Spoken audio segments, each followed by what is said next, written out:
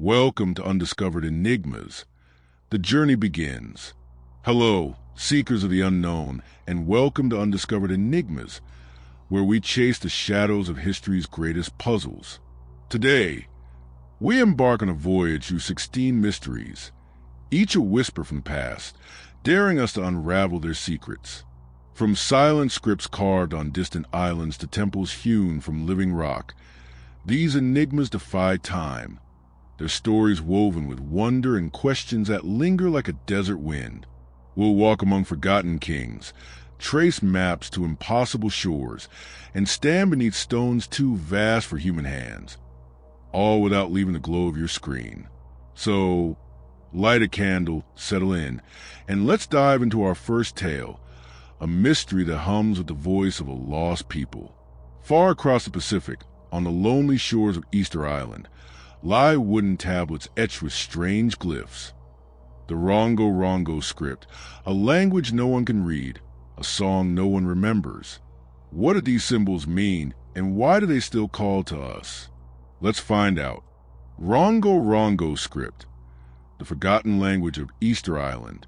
Close your eyes and imagine a lonely island adrift in the endless Pacific, where the waves sing secrets to the shore. This is Rapa Nui, Easter Island, a speck of volcanic rock where colossal moai statues stand watch, their stone faces etched with silent wisdom.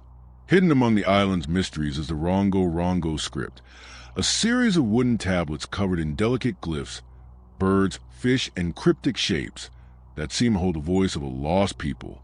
Found in the 19th century, these tablets are a puzzle no one has solved, a forgotten language whispering from the edge of the world. As we trace the carvings of Rongo, we step into a tale of creativity, loss, and a script that yearns to be heard. In 1864, a French missionary, Eugene Hérode, living among the Rapa Nui, noticed curious wooden boards in village homes. Some are flat, others curved like boomerangs, their surfaces alive with rows of tiny symbols. Turtles, crescent moons, and human figures with raised arms.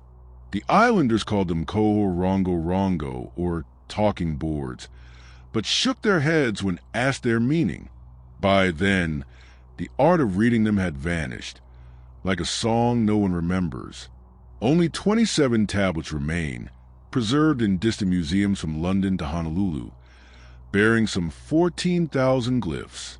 Crafted from Toro Moro wood, native to the island, and carved with obsidian flakes, they date to the 17th to 19th century CE, a fragile record of a culture on the brink.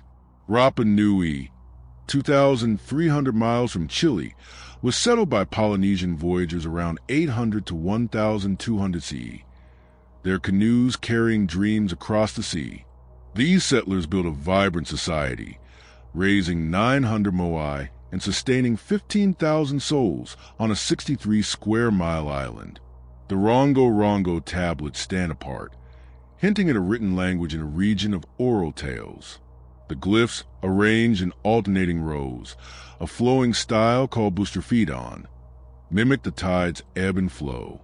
Some tablets, like the Eckankri, show fish and stars, perhaps tracking seasons, while others, like the Great Tradition, bear dense sequences, as if reciting a saga.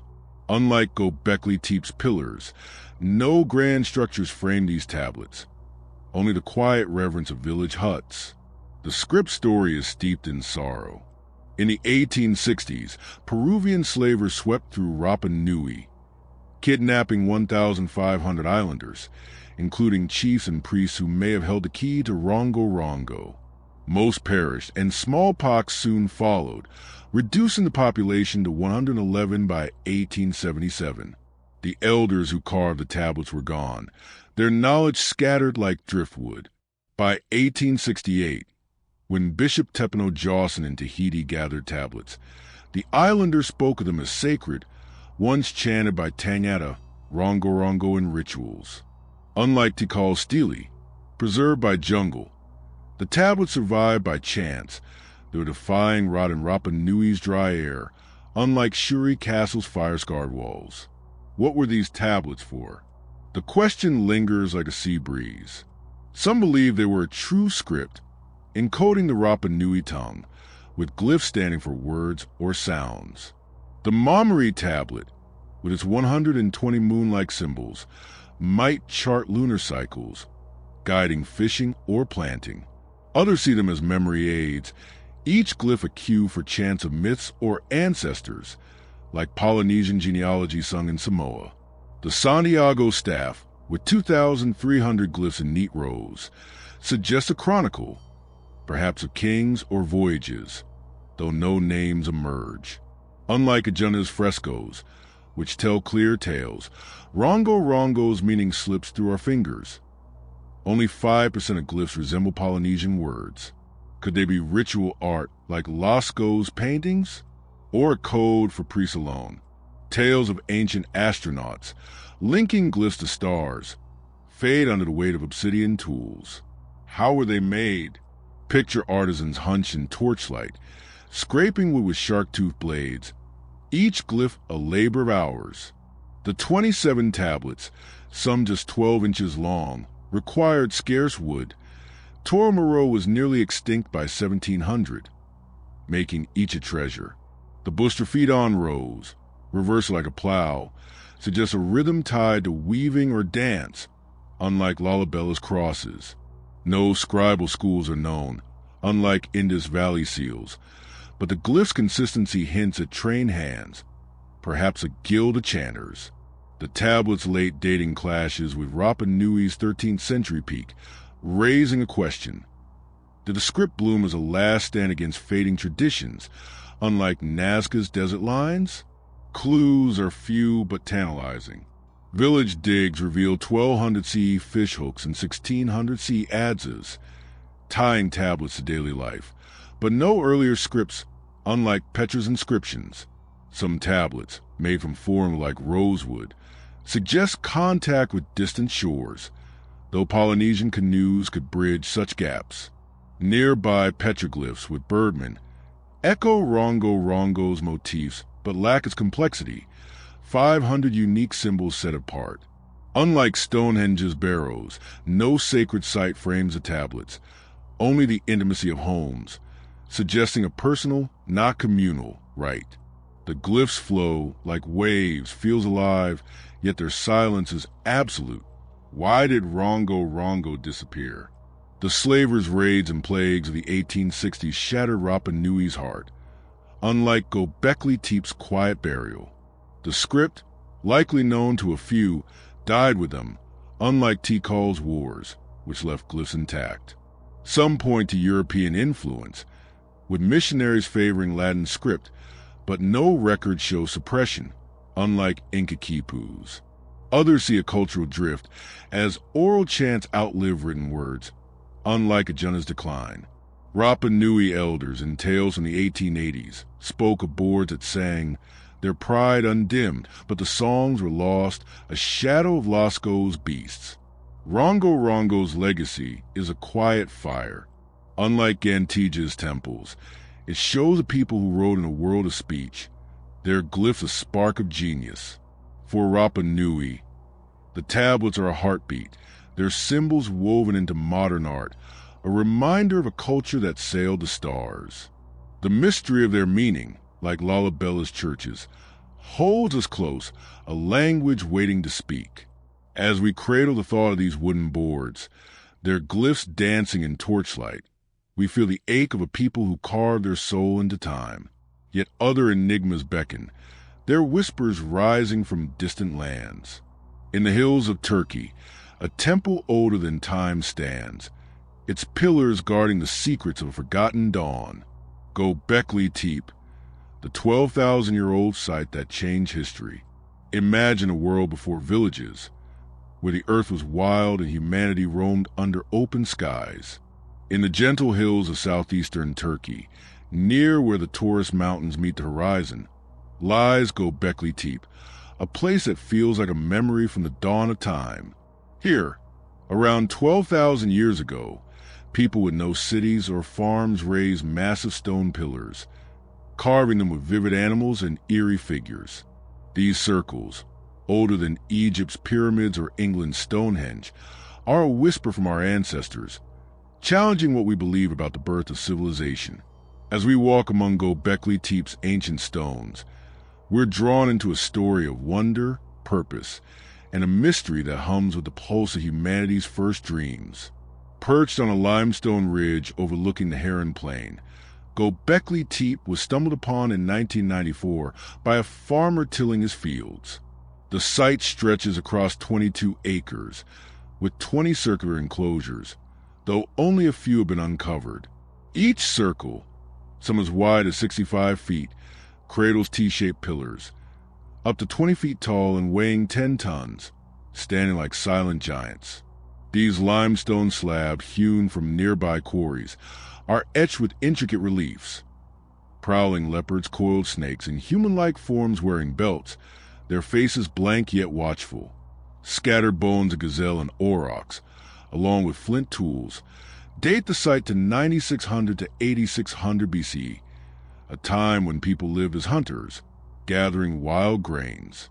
Unlike Rongo's delicate tablets, Göbekli Tepe speaks through stone, its carvings a language without words. The people who built Göbekli Tepe were nomads, moving with the seasons, their lives tied to the hunt. Yet they crafted something monumental, dragging 200 pillars up the hill with nothing but ropes and muscle. The site's scale hints at a gathering place, pulling tribes from far and wide. Flint from Syria and obsidian from Anatolia suggest ties stretching hundreds of miles. Unlike Tikal's royal monuments, no graves mark Göbekli Tepe, but heaps of animal bones point to feasts, perhaps sacred offerings. The site's burial under tons of earth by 800 BC, its pillars hidden beneath packed soil, is a riddle in itself, a choice as deliberate as sealing a secret, unlike Ajuna's forgotten caves. How did they build it? Picture hands gripping flint blades, chipping stone under a blazing sun. Each pillar took weeks to carve, its reliefs, some leaping out like a fox frozen midair, demanding months of care. The stones were raised into shallow pits, steadied by ramps of dirt and gravel, a process that needed hundreds of workers, perhaps entire clans. Unlike Lalabella's iron chisels, these builders had only stone tools, yet their pillars stand within inches of perfect alignment. The carvings, with birds clutching skulls or boars in mid-charge, show a mastery of art, unlike Nazca's simple lines. But why this hill? Why these shapes? And why cover it all as if to lock it away? The mystery of Göbekli Tepe's purpose is like a fire that never dies. Many believe it was a sanctuary, where people came to honor spirits or gods. The tallest pillars, with human arms and belts, might be deities or ancestors, standing watch over rituals like Tiwanaku's sun god. The animals, vultures, scorpions, could symbolize tribes or stars, their dynamic poses hinting at stories told under night skies. Others see a place of unity, where nomads shared meat and tales, the bones of 10,000 animals evidence of feasts far grander than Stonehenge's gatherings. A few point to a vulture stone, showing a headless man, and wonder if it tied souls to the heavens, though no burials support this. Could it track the stars? Some pillars face the rising sun, but the heavens have shifted since 9600 BC, clouding the idea. Whispers of ancient astronauts or lost races find no echo here. The stones are too rooted in human hands. The carvings are a window, but a foggy one. A pillar with a crane and childlike figure might speak of birth, while another's fox pelt suggests shamans or hunters. Nearby sites like Karahan Tepe share T-shaped stones, but Göbekli Tepe's 20 circles dwarf them all. The burial, with 100,000 cubic meters of earth moved by hand, was no accident. Smooth layers show care, unlike Petra's natural floods. Was it to protect the sacred, like Rongo's hidden tablets? Or to mark a new chapter, as tribes turned to farming? Unlike Shuri Castle's wars, no violence marred this farewell, only silence. Why was Göbekli Tepe abandoned? Some say farming changed everything. tying people to fields and pulling them from sacred hills, unlike Tikal's drought. Others see a shift in faith, with new gods or rites replacing the old, unlike Angkor's collapse. The burial feels like a choice, not a disaster, unlike Antige's erosion. Local tales woven by Kurdish shepherds speak of a holy hill where spirits linger, but they hold no answers, only reverence. The site slept under earth until the plow broke its rest, a discovery as quiet as Lascaux's painted caves. Göbekli Tepe's gift to us is its challenge. Unlike Rongo Rongo's script, it shows faith could spark great works before cities, rewriting the story of our past. Its pillars, alive with beasts, stand beside Ajunda's frescoes, proof that art was humanity's voice even then. For the people of Turkey, Göbekli Tepe is a root deep in their soil. Its stones a song of ancestors who built for the unknown. The mystery of its purpose, like the Nazca's lines, holds us gently, a testament to a time when we first reached for something greater. As we linger among Göbekli Tepe's weathered pillars, their carved eyes catching the fading light, we feel the breath of a world long gone, a world that carved its heart into stone. These circles, a promise kept across millennia, urge us to wonder at their silent tale. Yet other enigmas call, their whispers rising from distant lands. In the fields of ancient Rome, curious bronze objects wait, their 12-sided forms hiding secrets no one can name. Roman dodecahedrons, ancient objects with no explanation. Picture yourself wandering through the misty fields of ancient Europe, where Roman legions once marched and villas glowed with lamplight. In these quiet corners of the old empire, farmers and treasure hunters have unearthed a peculiar relic. Small, bronze objects shaped like 12-sided dice, each face pierced with a hole. Known as Roman dodecahedrons, these enigmatic artifacts, dating from the 2nd to 4th century CE, seem to belong to a world both familiar and strange. With no written record to explain them, they sit in museum cases. Their purpose is elusive as a forgotten dream. As we hold the idea of these curious objects, we're drawn into a story of craft, mystery, and a puzzle that lingers from Rome's golden age. The first dodecahedron was found in 1739 in England's Hertfordshire, a bronze oddity buried in a field. Since then, over 100 have surfaced across the Roman Empire's northern reaches. Germany, France, Britain, and Hungary, often in hoards or near military sites. Each is palm size, about 2 to 4 inches across, with 12 pentagonal faces, every face bearing a circular hole of varying size. Knobs adorn the corners, giving them a spiky, almost playful look. Crafted from bronze or rarely, stone, they were cast using the lost wax method, a sign of skilled metalwork.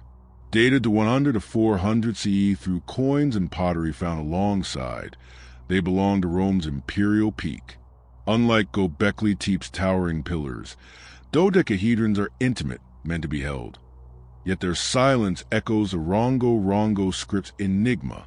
The Romans who made these objects ruled a vast empire, their road stretching from Syria to Scotland.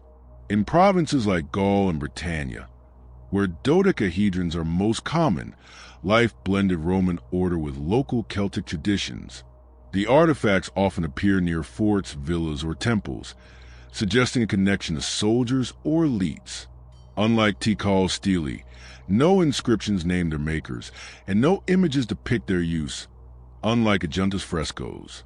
Some show wear as if handled often, while others, buried in hoards, gleam like new, their distribution, absent in Italy or the Eastern Empire. Hints at a regional purpose, unlike the universal crosses of Lalabella's churches. Crafting a dodecahedron was no small feat. Picture Smith in a smoky workshop, pouring molten bronze into a clay mold, each knob and hole shaped with care. The process took days, the alloy of copper and tin requiring a furnace's heat. The holes, ranging from 1/4 inch to 1 inch, were drilled with precision, their sizes varying for reasons unknown.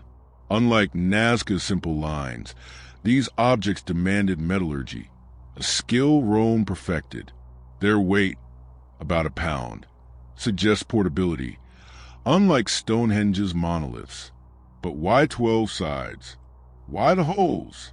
The effort speaks of value, yet their purpose remains a shadow. What were dodecahedrons for? The question has sparked debates for centuries, each theory a candle in the dark. Some see them as tools, perhaps for measuring or surveying. The varying holes might gauge rods or pipes, aiding engineers building aqueducts, though no Roman text mentions such devices. Unlike their plumb bobs, others imagine a religious role, with dodecahedrons as ritual objects. Found near temples, like one at Jublin's, France, they might have held incense or offerings, their shape echoing Plato's cosmic geometry, though no residues remain. Could they be dice for games? The knobs and holes make rolling awkward, unlike Roman tesserae. A few suggest military use, perhaps as range finders or catapults, but their fragility argues against battlefield grit, unlike Teotihuacan's obsidian blades. Another theory paints them as symbols of status, carried by officials or priests to mark rank, like Shuri Castle's royal seals. Their presence in wealthy villas supports this, yet their number, over 100, suggests wider use. Some propose celestial link, with 12 sides for zodiac signs, the holes framing stars, but no alignments match, unlike Göbekli Tepe's pillars.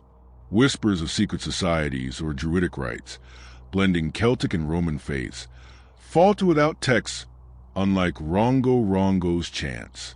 Each idea feels close, yet slips away, the dodecahedrons refusing to yield their truth.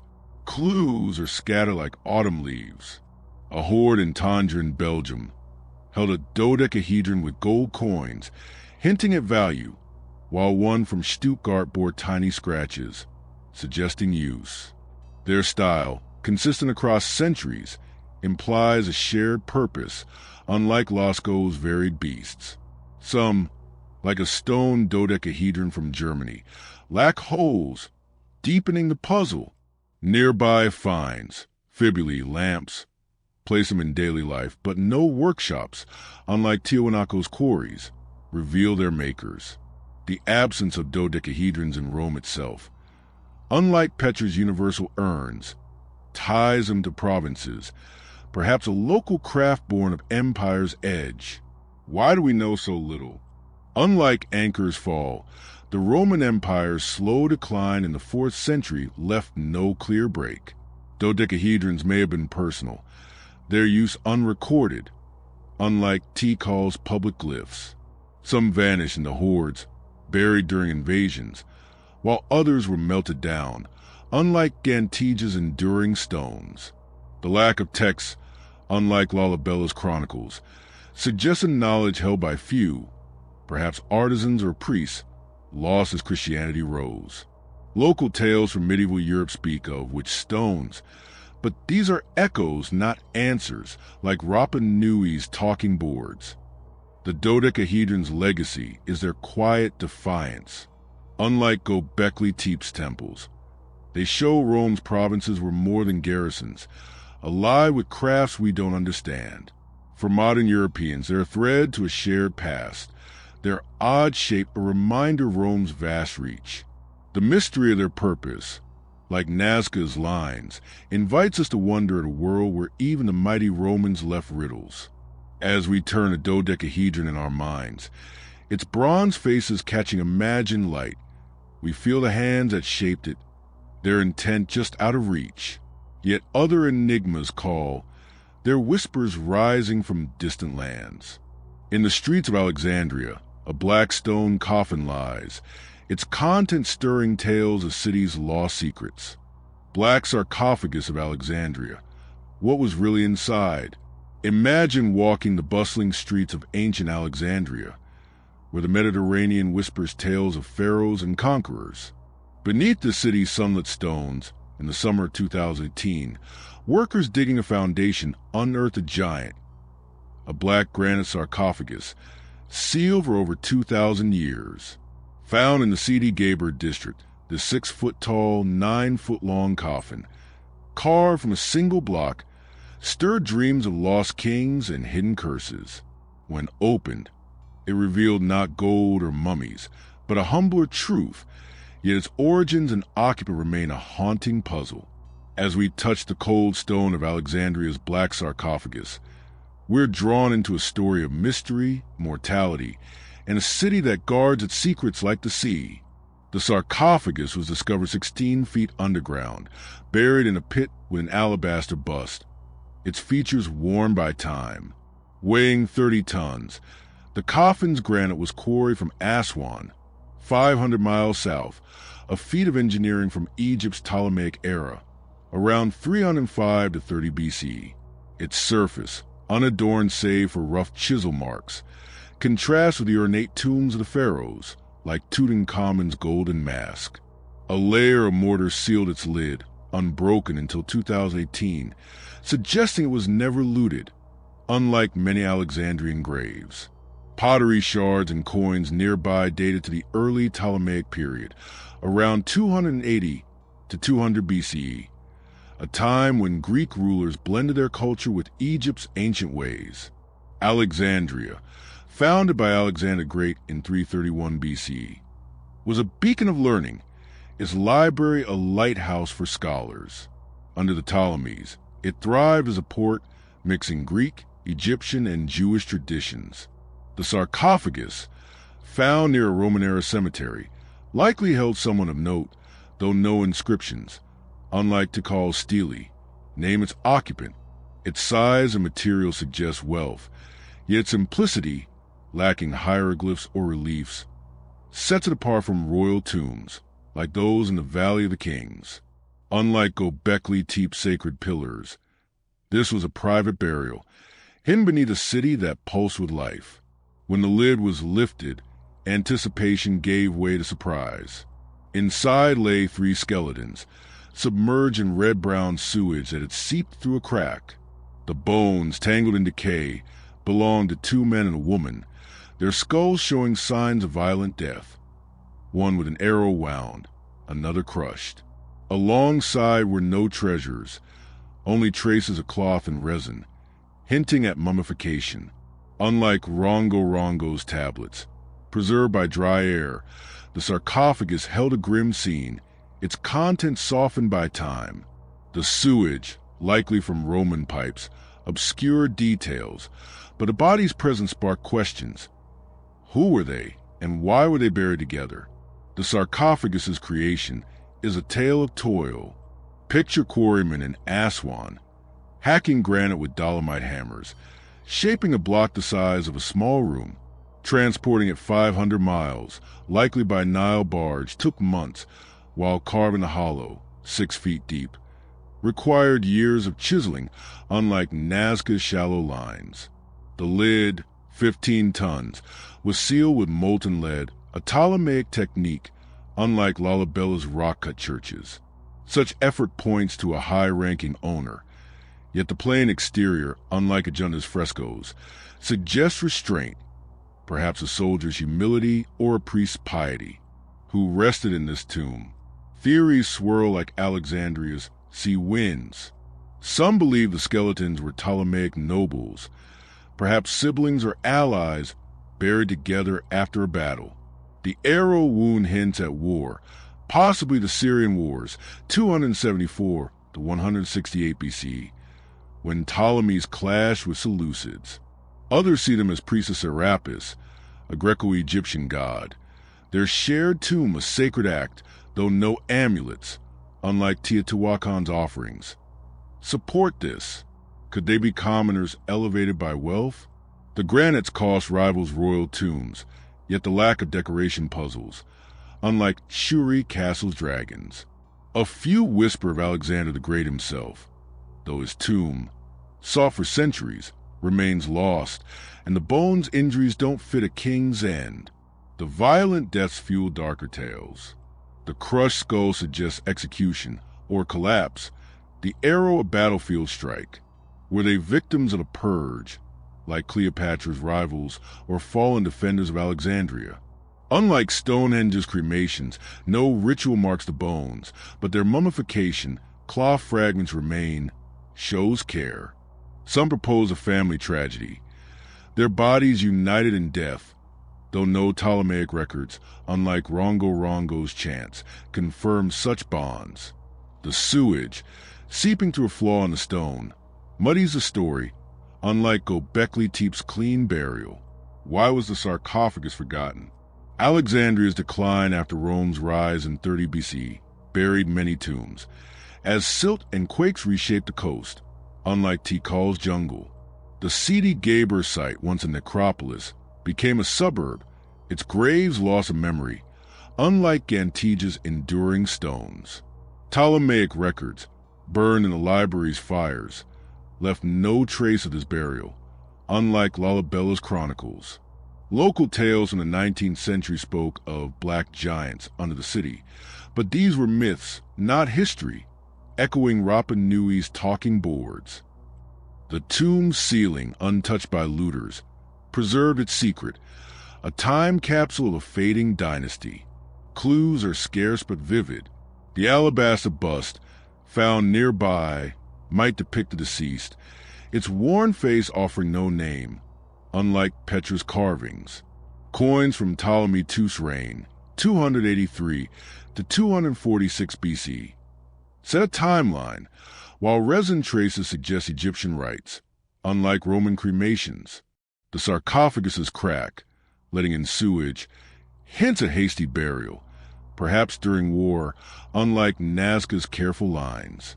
Other Alexandrian tombs, like Qam el-Shokafa's catacombs, blend Greek and Egyptian styles, but this coffin's starkness stands alone, a silent outlier in a city of splendor.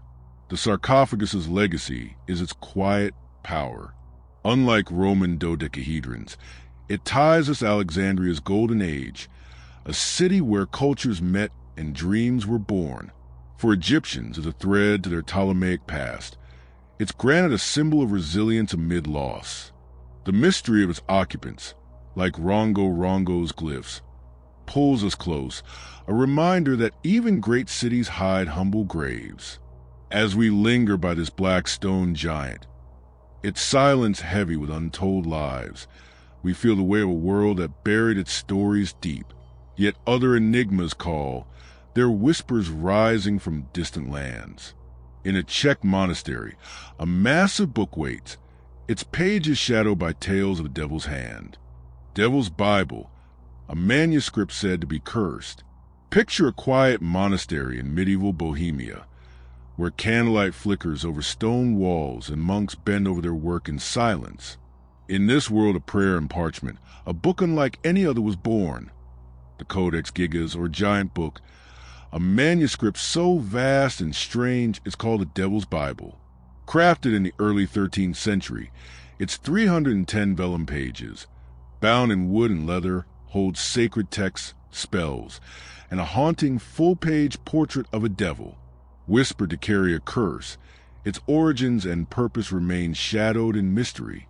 As we turn the imagined pages of the Codex Gigas, we're drawn into a tale of devotion, fear, and a book that feels alive with secrets. The Codex Gigas first appeared in history around 1229, likely at the Benedictine monastery of Podlasis in what is now the Czech Republic. Standing 3 feet tall and weighing 165 pounds, it's the largest medieval manuscript known, requiring 2 people to lift. Its 620 pages, made from the skins of 160 calves, contain the Latin Vulgate Bible, medical texts, a calendar, and incantations, all written in a single, flowing script. A striking image of the devil, green face, horn, and clawed, faces a drawing of the heavenly city, as if balancing good and evil, unlike the black sarcophagus's granite. The codex is delicate, its vellum yellow but intact, dated 1200 to 1230 CE by its ink and style. The Bohemia of its time was a crossroads of faith and power, part of the Holy Roman Empire. Monasteries were centers of learning, copying texts to preserve knowledge. The Codex Gigas stands out for its ambition, combining scripture with secular works, like Joseph's Histories and Isidore Seville's Encyclopedia. Unlike Rongo's isolated glyphs, it was born in a connected world, yet no other manuscript matches its size or eclectic contents. Its travels, from Podlasis to Prague, then Sweden as war booty in 1648, kept it safe, unlike Göbekli Tepe's buried pillars, but its creation story is a tangle of legend and fact. Legend claims a monk, condemned to be walled up alive for a sin, vowed to write a book containing all human knowledge in one night to earn pardon. Desperate, he struck a deal with the devil, who finished the work, leaving his portrait as a mark. The tale, recorded in 14th century chronicles, gave the codex its dark name. Unlike Tikal's royal tombs, no graves mark its maker, but the uniform handwriting suggests one scribe, working perhaps a decade. The devil's image, unlike Ajunta's serene Buddhas, fuels its cursed reputation, with tales of misfortune dogging its keepers, though no records confirm deaths. How is it made? Imagine a scribe hunched over a wooden desk, dipping a quill in iron gall ink, each letter a prayer. Preparing 310 vellum sheets, skinned, stretched, and scraped, took months, the hide sourced from vast herds. The text, 800,000 words, demanded years of labor, unlike Nazca's swift lines. Illuminations, like the Devil's Red Claws or the Heavenly City's gold towers, used pigment from ochre and lead, a craft honed in monastic scriptoria. Unlike Lalabella's chisels, the codex required only patience and skill, yet its scale, twice a typical Bible size, implies a grand vision, perhaps a gift for a king or a plea to God. What was its purpose? The question lingers like a candle's smoke. Some see it as a monastic treasure, meant to glorify God by uniting sacred and worldly knowledge. Its devil a warning, a temptation, like medieval morality plays. Others believe it was a teaching tool, its medical texts and spells aiding monks in healing, unlike Roman dodecahedron's unknown use.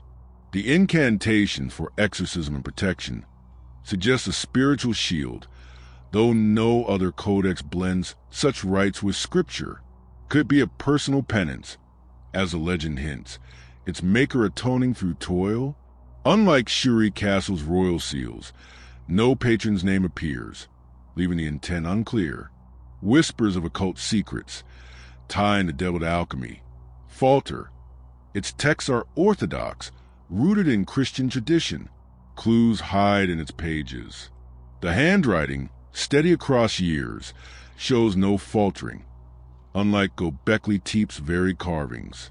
Marginal notes, added later, praise its beauty, suggesting reverence, unlike Rongo's lost chants. The devil's portrait, 20 inches tall, is unique. Its green hue rare in medieval art, unlike Tiwanaku's stone gods. The codex's contents, from Bible to necrology, mirror no other book, though Cistercian libraries held similar mixes. Its survival, despite wars, owes to its size, too heavy to discard, unlike fragile tablets. Yet no monastery records explain its creation, a silence as deep as Alexandria's lost tombs. Why does its mystery endure? The Codex Gigas escaped the fate of many medieval texts, burned or looted, unlike Angkor's ruins. Its curse, born of legend, grew as it changed hands. Swedish soldiers in 1648 called it unlucky, yet no disasters followed. The lack of a clear patron, unlike Petra's royal facades, fuels speculation, while the devil's image, unlike Stonehenge's neutral stones, invites dark tales. Some say its scribe was silenced, his story unwritten, unlike Lalabella's chronicles. Czech folklore, woven in the 16th century, speaks of a book of shadows, but offers no truths, only echoes of fear. The Codex Gigas is a bridge to our past. Unlike Göbekli Tepe's ancient faith, it shows medieval minds wrestling with knowledge and sin. Its page is a mirror of their world. For Czechs, It's a relic of their heritage. Its devil a symbol of defiance against time. The mystery of its making, like the black sarcophagus's bones, holds us gently, a testament to a monk who poured his soul into parchment. As we linger over its imagined pages, the devil's eyes meeting ours across centuries, we feel the weight of a book that carries more than words. Yet other enigmas call, their whispers rising from distant lands. In the sands of Egypt, a vast maze lies buried, its chambers guarding secrets of Pharaoh's dream. Lost labyrinth of Egypt, a massive underground mystery. Close your eyes and imagine the sun-baked sands of Egypt, where the Nile whispers tales of gods and kings. Beneath these ancient lands, hidden from the gaze of time, lies a legend that has stirred hearts for centuries. The lost labyrinth of Egypt, a vast underground maze said to dwarf even the pyramids.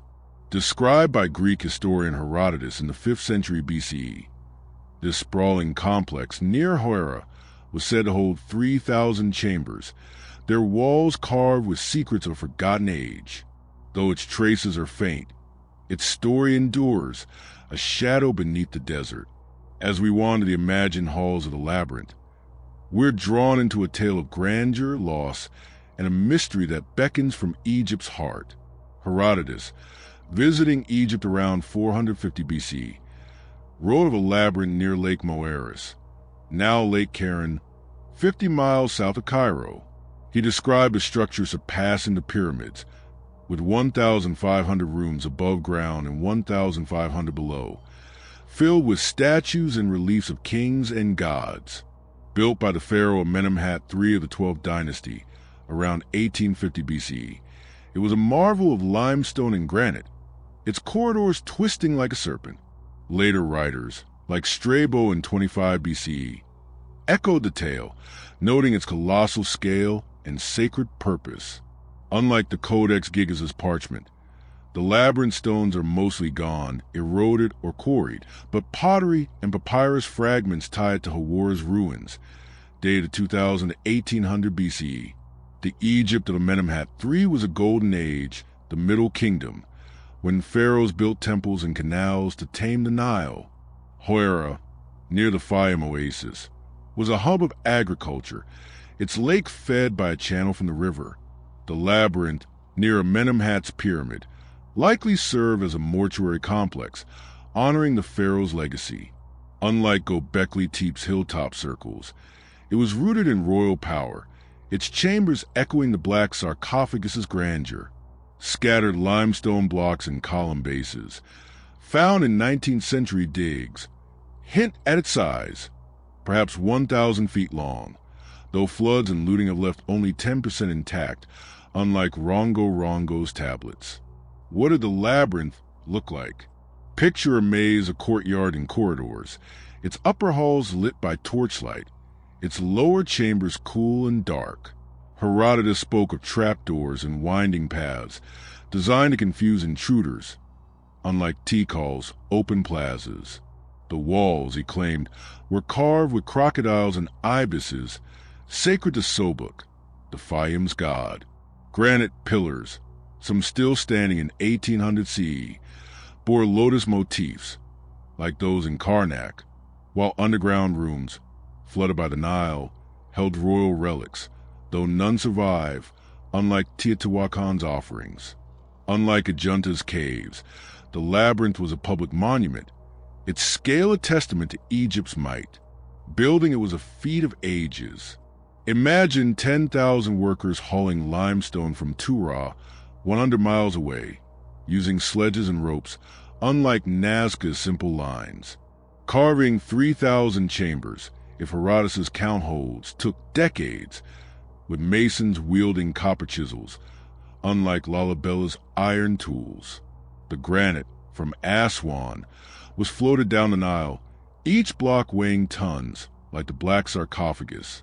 The maze's design, with dead ends and hidden doors, suggests a genius for architecture, perhaps led by Imhotep-like scribes, unlike Stonehenge's open ring. The effort rivaled the pyramids, yet its purpose was more than a tomb. What was the labyrinth for? Herodotus called it a gathering place, where Egypt's nomarchs met to honor the pharaoh, its rooms storing their offerings like a vast treasury. Others see a temple to Sobuk, its lower chambers for crocodile mummies, as pits at Hora held such remains, unlike Shuri Castle's dragons. Some believe it was a cosmic map, its layout mimicking the stars or Nile's bends, though no texts, unlike Rongo's glyphs, confirm this. Could it protect Amenemhat's soul, its maze trapping demons, like Ptolemaic amulets? A few whisper secret rites, with priests guarding knowledge, but no chambers, unlike Göbekli Tepe's pillars, hold clues. Unlike Roman dodecahedrons, its scale speaks of nation's pride, not a private craft. Clues are faint but vivid. Excavations in the 1880s by Flinders Petrie found limestone slabs in a granite shrine, likely the labyrinth's core, near Amenemhat's pyramid. Papyrus fragments, listing offerings, suggest a cult center, unlike Tikal's stele. Crocodile bones, wrapped in linen, tied to Sobuk, while column bases, 20 feet wide, hint at vast halls, unlike Petra's facades. The site's flooding, noted by Strabo, buried much, unlike Nazca's dry lines, leaving only a ghost of its form. Nearby tombs with Middle Kingdom pottery, placed in 1850 BC, but no plans survive, unlike the Codex Gigas' pages. Why was it lost? The labyrinth stood for centuries, used by Ptolemies, as coins show, but Roman neglect after 30 BC let the Nile reclaim it, unlike Tikal's jungle. Quarrying for mosques and forts, noted in 12th century records, dismantled its stones, unlike Antige's endurance. Floods silted its chambers, unlike Rongo's dry air, while Egypt shipped Alexandria dimmed Hawar's glory, unlike Lalabella's worship. Arab tales from the 9th century spoke of a city of mazes, its doors sealed by gods, but they offer no history, only wonder, like Rapa Nui's talking boards. The labyrinth's legacy is its echo. Unlike Göbekli Tepe's dawn, it shows Egypt's Middle Kingdom weaving faith and power, its maze a symbol of order in chaos. For Egyptians, it's a lost jewel, its story told in schoolyards, a reminder of pharaohs who built beyond death. The mystery of it halls, like the black sarcophagus's bones, pulls us close, a testament to a people who carve eternity into earth. As we stand in the imagined shadows of Hawar's maze, its unseen walls whispering of kings, we feel the pulse of a world that hid its heart below. Yet other enigmas call, their whispers rising from distant lands. In the steppes of Mongolia, a conqueror's tomb lies hidden, its resting place guarding secrets of an empire's soul. Lost tomb of Genghis Khan, the greatest burial mystery. Imagine the wind-swept steppes of Mongolia, where the sky stretches endless and the grass hums with the hoofbeats of a vanished empire. Here, in the 13th century, Genghis Khan, the warrior who forged the largest land empire in history, drew his final breath. His tomb, said to be hidden beneath these vast plains, remains one of the world's great enigmas, its location guarded by secrecy and legend. No golden sarcophagus or carved stone marks his rest, only tales of the burial so sacred it was erased from the earth. As we roam the imagined trails of Genghis Khan's tomb, we're drawn into a story of conquest, reverence, and a mystery that whispers across the steppe. Genghis Khan, born Temujin around 1162 CE, died in 1227 CE, likely near the Lupan Mountains in modern China, during a campaign against the Xia. According to the secret history of the Mongols, a 13th century chronicle, his body was carried back to Mongolia, his homeland, for burial. The procession, stretching hundreds of miles, was shrouded in ritual.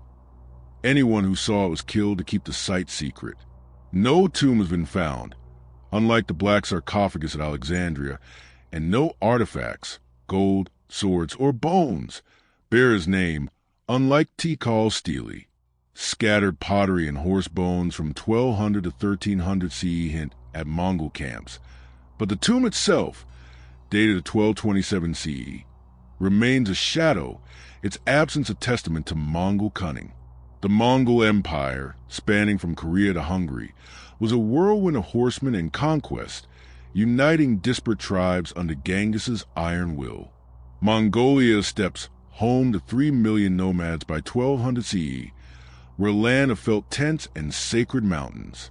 The tomb's secrecy reflects Mongol beliefs, where death was private, unlike Egypt's Grand Labyrinth. Burial sites, often on hills or rivers, held simple graves, unlike Göbekli Tepe's pillars, but Genghis's was exceptional. Its location, perhaps near the Onan River or Burkhan Khalda Mountain, hidden by loyal guards.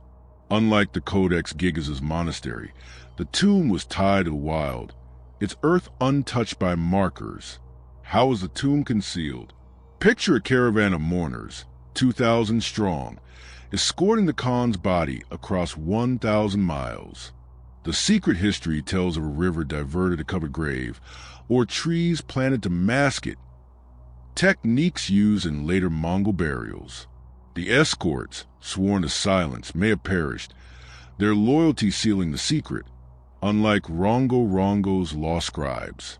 The grave itself, likely a deep pit with felt and wood, held the Khan's body, perhaps with horses or treasures, unlike Nazca's open lines. Unlike Lalabella's stone churches, no structure rose above, only the steps' natural face, smooth to hide all traces. What lies within the tomb? Legends paint a vivid scene. Gold from China, silks from Persia, and the Khan's bow, buried to serve in the afterlife, like Teotihuacan's jade. Some say 40 maidens and horses were sacrificed, their spirits guarding his, though no mass graves, unlike Tikal's tombs, have surfaced. Others believe it was modest, reflecting Genghis's nomadic roots, with only a felt shroud, unlike the black sarcophagus's granite. The Yuan Shi, a Chinese chronicle, mentions treasures, but no map, unlike Roman dodecahedron's tangible clues. The secrecy suggests a sacred act, protecting the Khan's soul from enemies, unlike Stonehenge's open rites. Where is the tomb? The question dances like a steppe wind. Many point to Burkhan Khalda, a sacred mountain in northeastern Mongolia, revered by Genghis, where shamans still pray. The secret history describes a great forbidden area, sealed off after burial, its guards killing intruders, unlike Ajunda's hidden caves. Others suggest the Altai Mountains, where Mongol Khans hunted, or the Kurlan River, where 13th century campsites hold arrowheads and stirrups, though none name Genghis. Some propose China, near his death site, but Mongol tradition favored the homeland, unlike Shuri Castle's local walls. Whispers of a cursed tomb, killing seekers, echo the Codex Gigas, but are folklore, not fact. Clues are whispers in the grass. Digs near Burkhan Khalda found 1200 CE pottery and bronze, tie an area to Mongols, but no royal grave, unlike Petra's urns. A 14th century grave in Ordos, with gold and jade, was thought to be Genghis's, but style points to a later Khan, unlike Göbekli Tepe's clear pillars. The Onan River's banks, littered with horse bones, suggest rituals, but no tomb, unlike Tikal's stele. Mongol burials, like those at Tavan Talgoy, show simple pits, hinting at Genghis's style, but a scale, perhaps a hidden valley, sets it apart, unlike Rongo Rongo's tablets. Why does the tomb stay hidden? The Mongol secrecy was ironclad, unlike Tikal's jungle-covered ruins. Guards may have erased all traces, killing witnesses, unlike the labyrinth's slow decay. The steppe's vastness, 1.5 million square miles, swallows secrets, unlike Alexandria's urban tombs. Later Khans, like Kublai, honored the ban, unlike Angkor's looted halls, while invasions, Russian, Chinese, spared the sacred zone, unlike Gantij's erosion. Mongolian tales sung by herders speak of a sleeping king under a secret hill, his rest guarded by spirits, but they point to no place, echoing Rapa Nui's talking boards. The tomb's legacy is its absence. Unlike Göbekli Tepe stones, it shows a leader whose power needed no monument, his empire his true marker. For Mongolians, Genghis is a father, his hidden grave a symbol of a nation's untamed spirit. Unlike Egypt's carved labyrinth, the mystery of its location, like the black sarcophagus's bones, holds us gently, a reminder that some secrets are meant to endure. As we stand on the imagined step, the wind carrying Genghis's name, we feel the echo of a man who shaped the world and vanished into it. Yet other enigmas call, their whispers rising from distant lands. In a Turkish admiral study, a map of impossible shores lies, its lines tracing secrets of a world unknown. Piri Reis map, a 16th century map of the impossible. Imagine a dimly lit study in 16th century Istanbul, where the scent of ink and parchment fills the air. Here, an Ottoman admiral named Piri Reis, his hands weathered from years at sea, traces lines that defy the world he knows.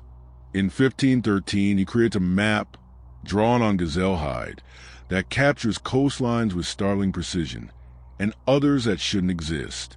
The Piri Reis map, discovered centuries later, shows South America's curve and, some claim, a glimpse of Antarctica long before its discovery.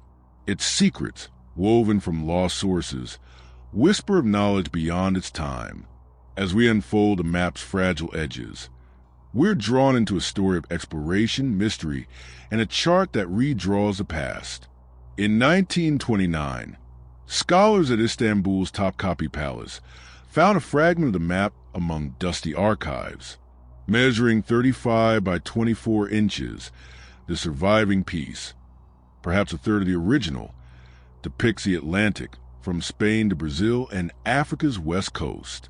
Drawn in black and red ink, it boasts detailed ports, ships, and notes in Ottoman Turkish, naming places like River the Amazons.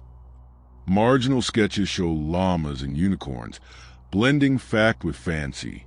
Dated to 1513 by Piri Reis's own inscription, it's crafted on vellum, a sign of wealth, unlike the Codex Gigas' calfskin.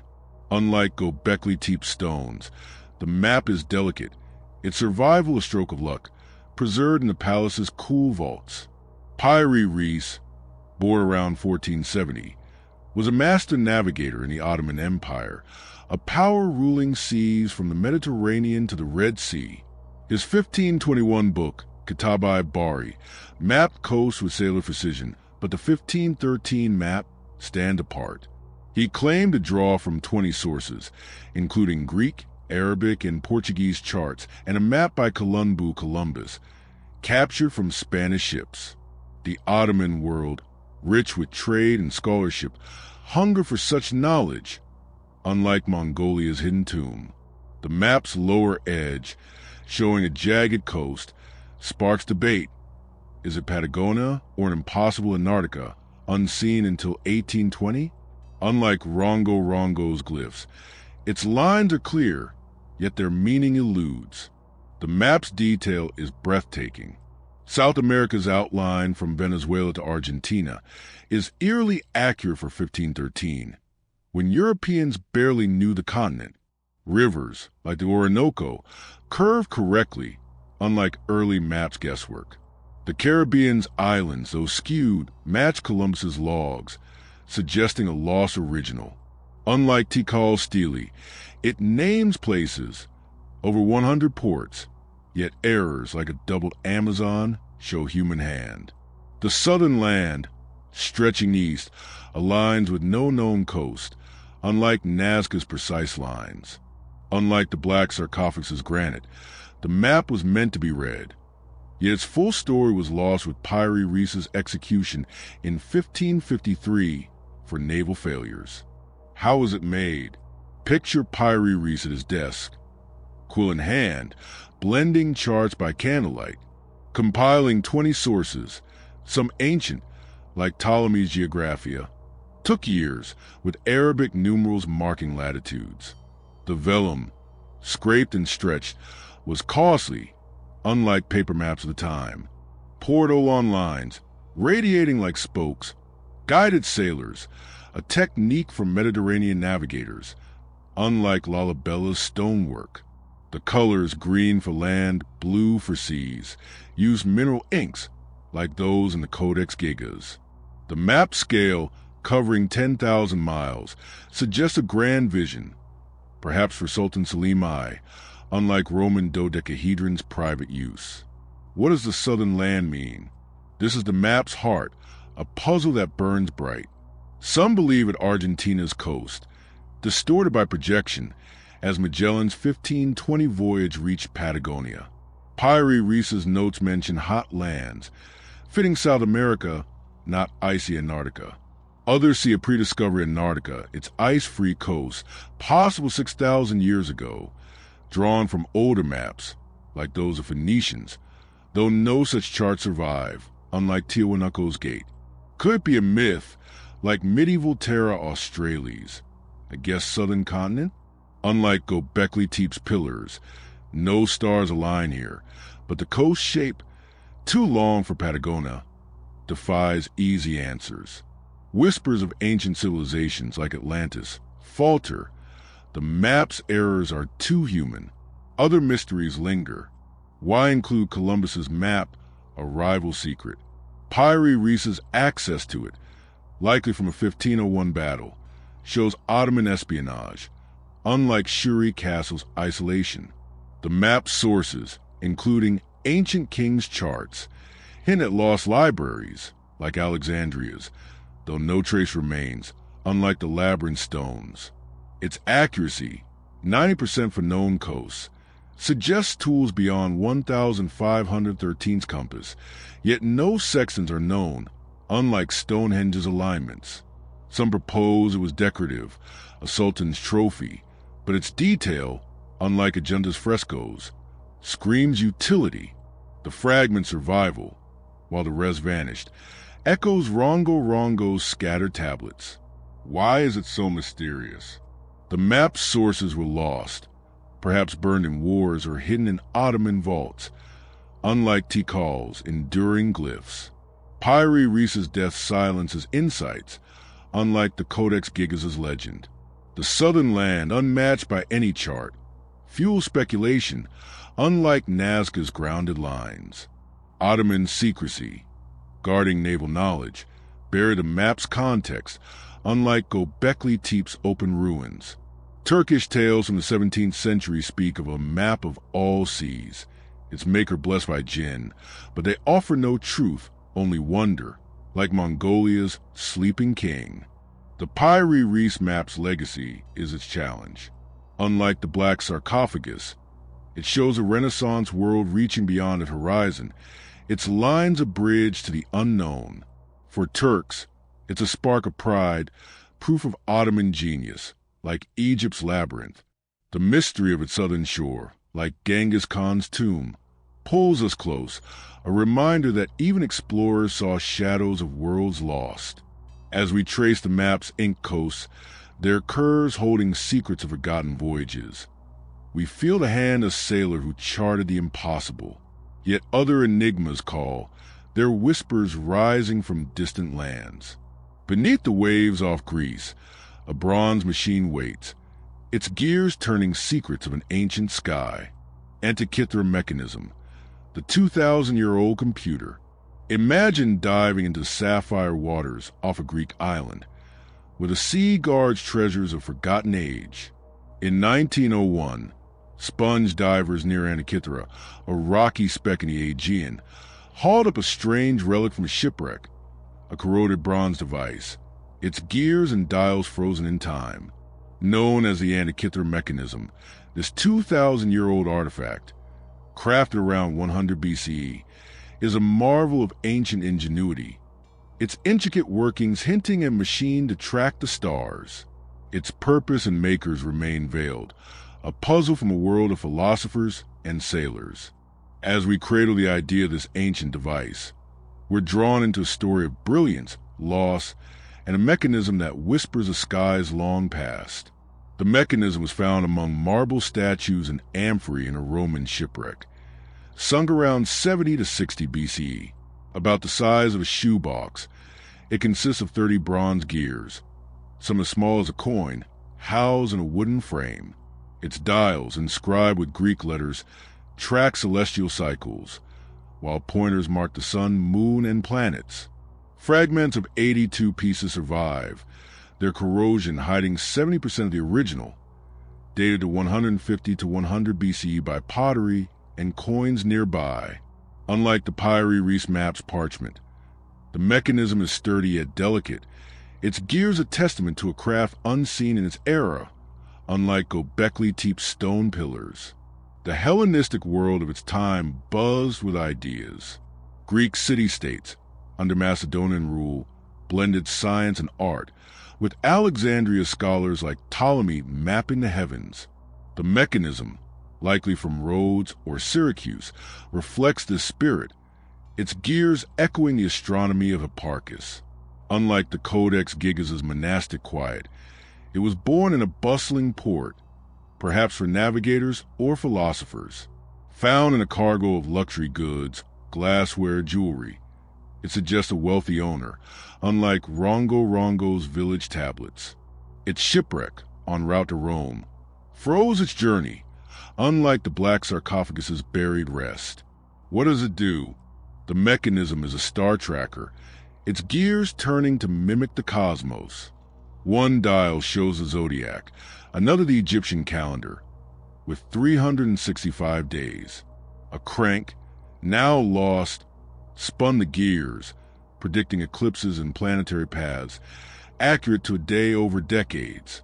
Unlike Tikal's stele, it bears inscriptions, over 2,000 letters, describing its use, like a manual etched in bronze.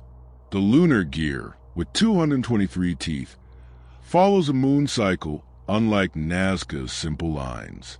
Its complexity, rivaling 18th century clocks, stunned scholars, as no other ancient device, unlike Roman dodecahedrons, matches its precision. How is it made? Picture a workshop in Rhodes, where a craftsman hammers bronze sheets, cutting gears with chisels and files. Each gear, some with 240 teeth, took weeks. The alloy of copper and tin forged in a crucible, unlike Lalabella's stonework. The dials, engraved with stars in Greek, needed a scribe's hand, like the Codex Gigas' script. Assembling 30 gears, meshed to turn smoothly, required math, perhaps Hipparchus's ratios, unlike Stonehenge's rough alignments. The wooden case, carved with dials, was sealed with pins, a marvel of engineering, unlike the lost labyrinth's vast halls. What was its purpose? This is a mechanism's heart, a question that glows like starlight. Many see it as an astronomical tool, used by scholars to teach or predict eclipses, vital for rituals, unlike Teotihuacan's sacrifices. Its calendar dial, tracking festivals, suggests temple use, like Shuri Castle's rites. Others imagine on ships, guiding sailors by stars, though its fragility, unlike a sextant, argues against rough seas. Could be a philosopher's toy, dazzling patrons like Ptolemy III, as Archimedes' spheres did. Unlike the papyri Reese maps charts, it wasn't for navigation but contemplation. Its gears a dance of heavens. Whispers of oracles, using it to divine fates, fade. No text, unlike Rongo Rongo's chants. Support this. Who made it? Some point to Rhodes, home of Hipparchus, whose star tables match the gears math. Others name Syracuse, where Archimedes built planetaria, though he died in 212 BCE, too early, unlike Genghis Khan's tomb builders. The inscriptions in Koine Greek suggest a learned maker, perhaps a school of astronomers, unlike Göbekli Tepe's tribes. No workshop, unlike Tiwanaku's quarries, survives, but the gear style echoes Hellenistic machines, like water clocks. The mechanism's uniqueness. No copies exist, unlike Ajunda's caves, hints at a single genius, their name lost to the waves. Clues are locked in its fragments. The shipwreck's cargo, with Rhodian amphory, ties at the Greek Isles, while a dial's 76-year cycle matches Corinth's calendar, unlike Petra's urns, whereon gear shows years of use, unlike the black sarcophagus's sealed rest. Inscriptions mention Venus and Mars, proving planetary tracking, unlike Roman dodecahedron silence. The Rex Roman good suggests a gift for an emperor, like Nero, but no records, unlike the labyrinth's tales, confirm this. The mechanism survival, encrusted but intact, mirrors Rongo's tablets, a relic of chance. Why is it so mysterious? The Hellenistic world fell to Rome, its knowledge scattered, unlike Tikal's jungle ruins.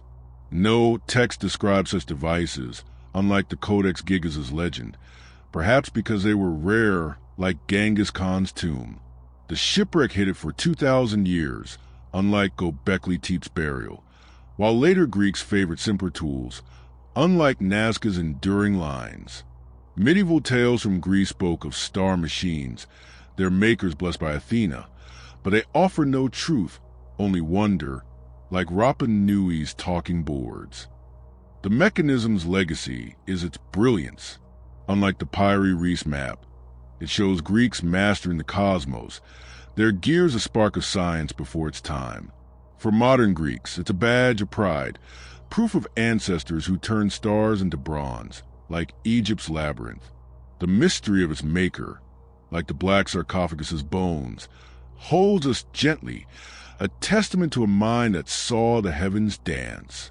As we spin the imagined gears, their bronze humming with ancient skies, we feel the pulse of a world that counted stars. Yet other enigmas call, their whispers rising from distant lands. In the cliffs of China, hidden caves wait, their silent halls guarding secrets of an unknown hand. Longyu Caves, the underground enigma with no builders. Picture a quiet village in Zhejiang, China, where rice fields sway under a summer sky. In 1992, farmers draining a pond stumbled into a secret, a vast network of underground chambers carved into solid rock with precision that defies their ancient origins. The Longyu Caves, etched into siltstone some 2,000 years ago, are a marvel of human effort, their walls adorned with delicate patterns and their purpose shrouded in silence. No records name their builders, and no tools hint at their craft, making them a whisper from a forgotten past. As we step into the imagined depths of Longyu, we're drawn into a story of mystery, skill, and halls that echo with unanswered questions. The caves were found in Xianbai village, near the Chu River, when locals pumped water from what they thought was a bottomless pond. Beneath lay 36 chambers, each up to 110 feet high and 3,000 square feet, covering over 320,000 square feet total. Their walls, chiseled with parallel grooves, resemble brushstrokes, while pillars, some carved with fish or birds, support vaulted ceilings.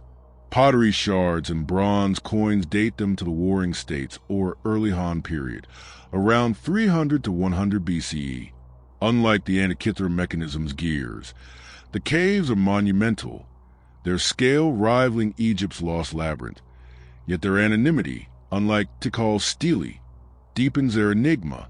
The China of their time was a land of warring kingdoms, soon unified under the Han dynasty in 206 BCE. Zhejiang, then part of the Yu state, buzzed with trade and bronze making, its rivers linking it to the north.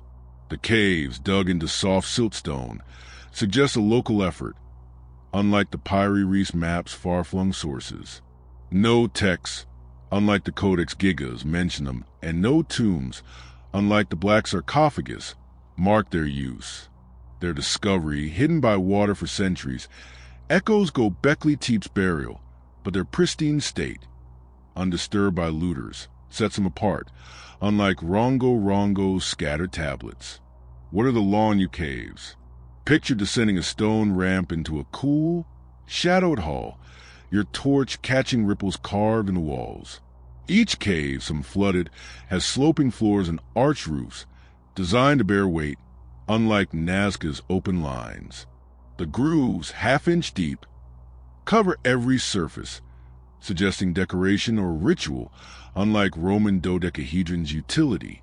Entrances, narrow and concealed, hint at secrecy, unlike Stonehenge's open circle. The pillars with lotus or dragon motifs recall Han art, but their number, over 100, implies a vast project, unlike Lalabella's churches. Carved with iron, how were they made?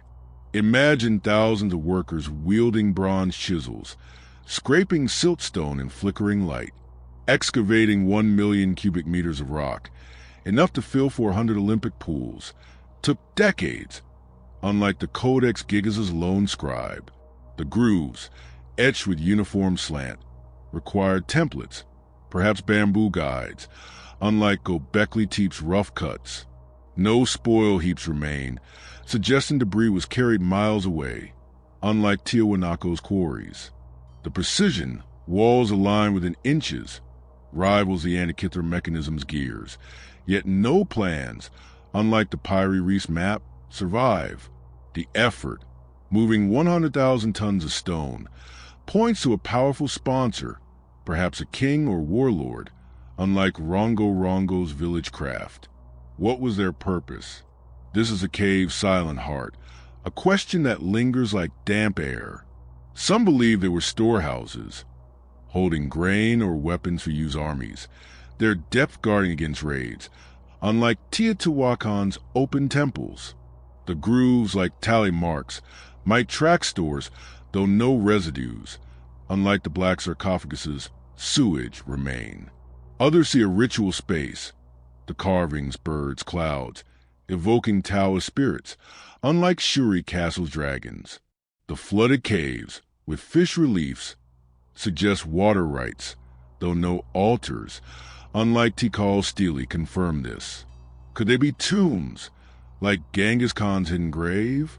No bones or coffins, unlike Alexandria's sarcophagus, argue against it.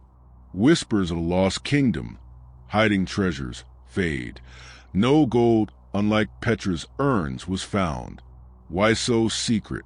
The cave's concealment, under ponds, suggests intent, unlike a junta's natural drift.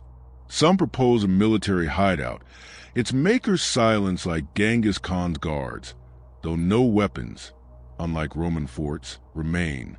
Others see a sacred site, its knowledge held by priests, like the Codex Gigas' monk, lost in Han conquests.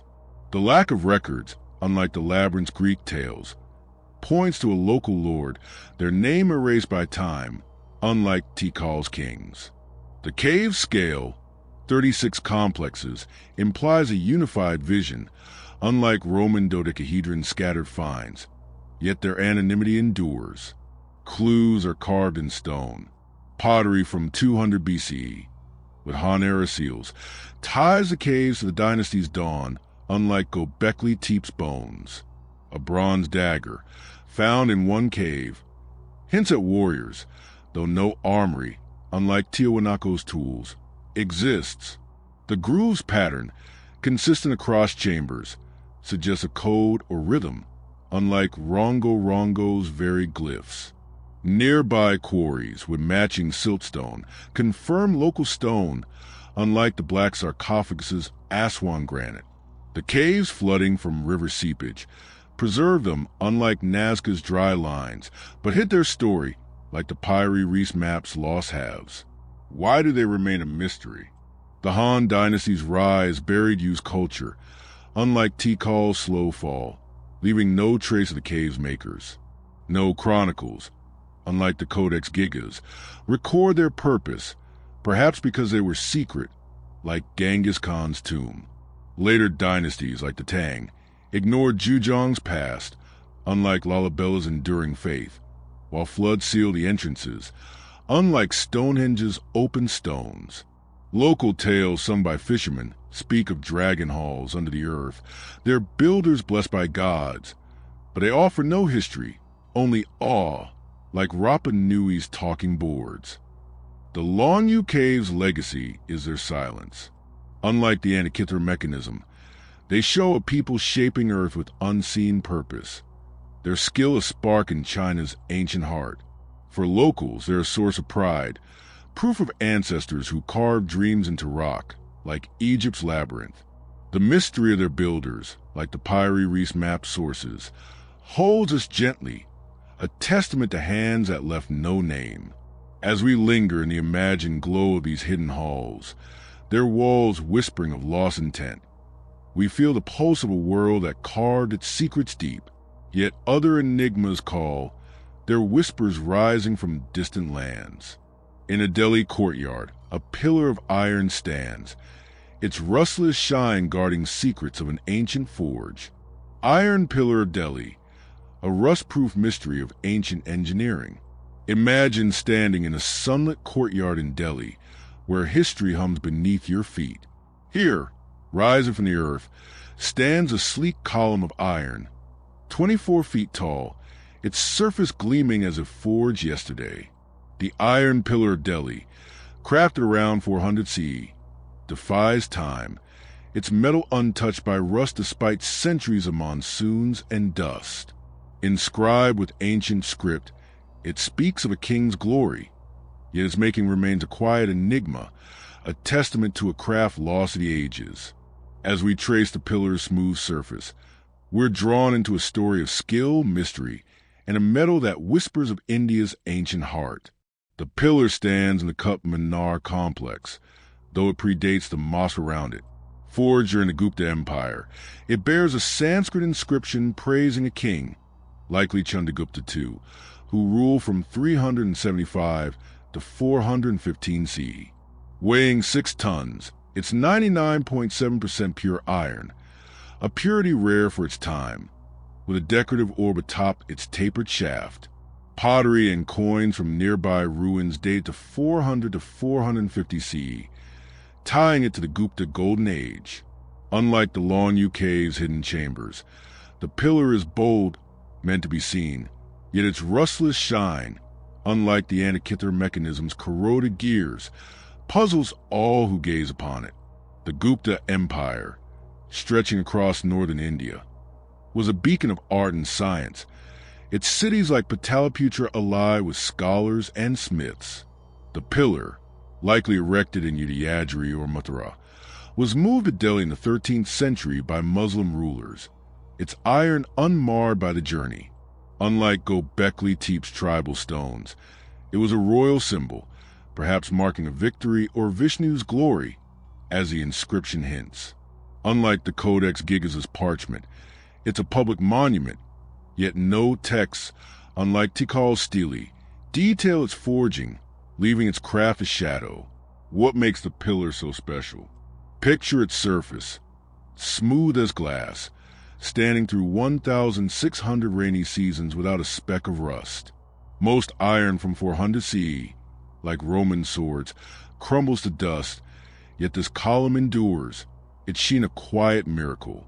The inscription, carved in Brahmi script, praises a king's conquests, naming Chandra, but says nothing of the pillar's making, unlike Rongo's glyphs.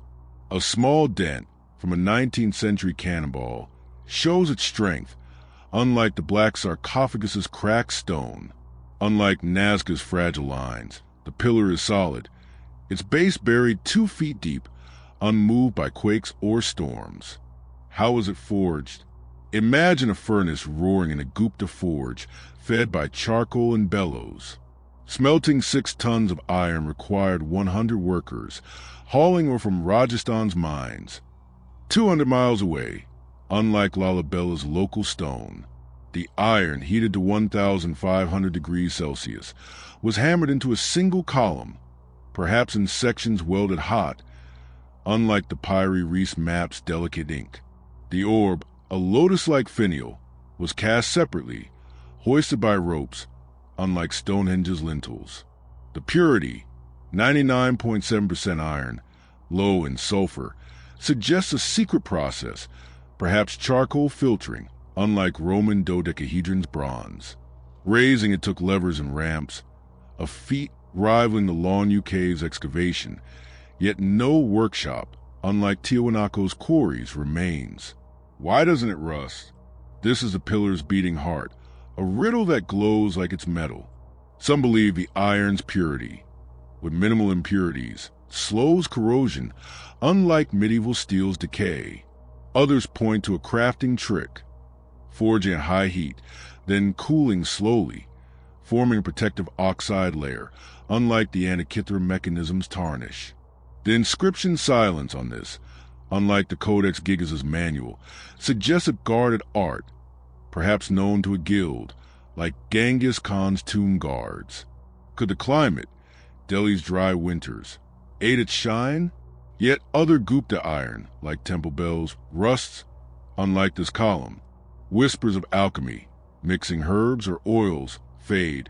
No traces, unlike Teotihuacan's jade. Support this. What was its purpose?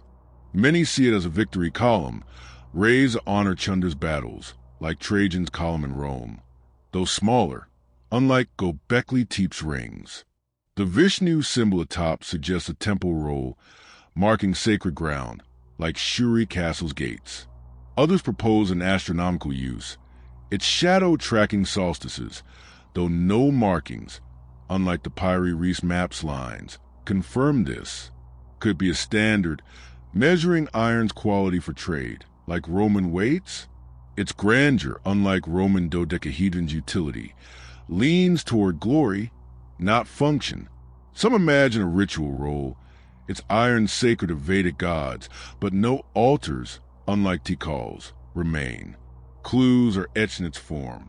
The Brahmi script, with 6 lines, matches Gupta coins, tying it to 400 CE, unlike Rongo's isolation. A nearby forge, with slag from 500 CE, hints at local craft, though too late, unlike the labyrinth's pottery. The pillar's base with lead solder shows moving it was planned, unlike Nazca's fixed lines. Other Gupta pillars, like one in Allahabad, rust, highlighting this one's uniqueness, unlike Ajunta's many caves. The cannonball dent from a Mughal attack proves its resilience, unlike the black sarcophagus's fragility. Why is it a mystery? The Gupta Empire's fall in 550 CE scattered its knowledge, unlike Tikal's jungle ruins. No texts, unlike the Codex Gigas, describe the forging, perhaps because it was a trade secret like Genghis Khan's tomb. Later rulers, like the Mughals, admired it but didn't replicate it, unlike Lalabella's enduring faith. The pillars moved to Delhi buried its origins, unlike Göbekli Tepe's fixed stones, while Sanskrit lore faded, unlike the Pyre Reese map's notes. Local tales, told in Delhi's markets, called a sky nail, pinning earth to heaven, but they offer no craft, only awe, like Rapa Nui's talking boards. The pillar's legacy is its endurance. Unlike the Lulling Caves, it shows India's ancient smiths mastering metal, their art a spark in human progress. For Indians, it's a symbol of pride, its shine a mirror of a golden age, like Egypt's labyrinth. The mystery of its rustless craft, like the Antikythera mechanism's gears, holds us gently, a testament to hands that forged the impossible. As we stand by the imagined pillar, its iron catching the dawn, we feel the pulse of a world that shaped time itself. Yet other enigmas call, their whispers rising from distant lands. In a Maine forest, a silver coin lies, its Viking mark guarding secrets of a world crossed too soon. Maine penny, the Viking artifact that shouldn't exist. Picture a quiet meadow in coastal Maine, where the wind carries whispers of the sea. In 1957, amateur archaeologists sifting through a Native American site at Goddard near Blue Hill Bay plucked a small silver coin from the earth. At first glance, it seemed ordinary, but its markings told a startling tale, a cross in runic script unmistakably Norse, from 11th century Norway. Dubbed the Maine penny, this artifact, found for 1,000 miles from Viking lands, challenges history's timeline, suggesting Norsemen reached America centuries before Columbus. As we hold the imagined weight of this tiny coin, we're drawn into a story of voyages, mystery, and a relic that rewrites the past. The main penny was unearthed at the Goddard site, a 13-acre plot used by the Wabanaki people from 1100 to 1600 CE. The coin, about an inch wide, is a silver penny minted during the reign of Norway's King Olafkir, between 1065 to 1080 CE.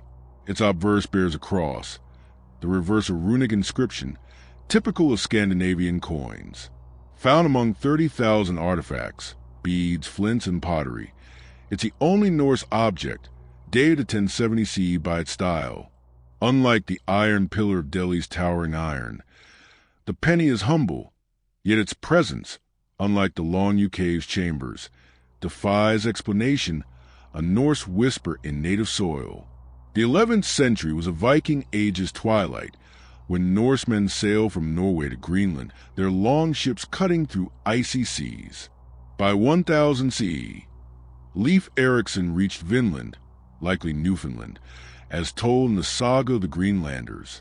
The Goddard site, a trade hub for the Wabanaki, held goods from as far as Ohio, but no European traces, unlike the Antikythera mechanism's Roman wreck.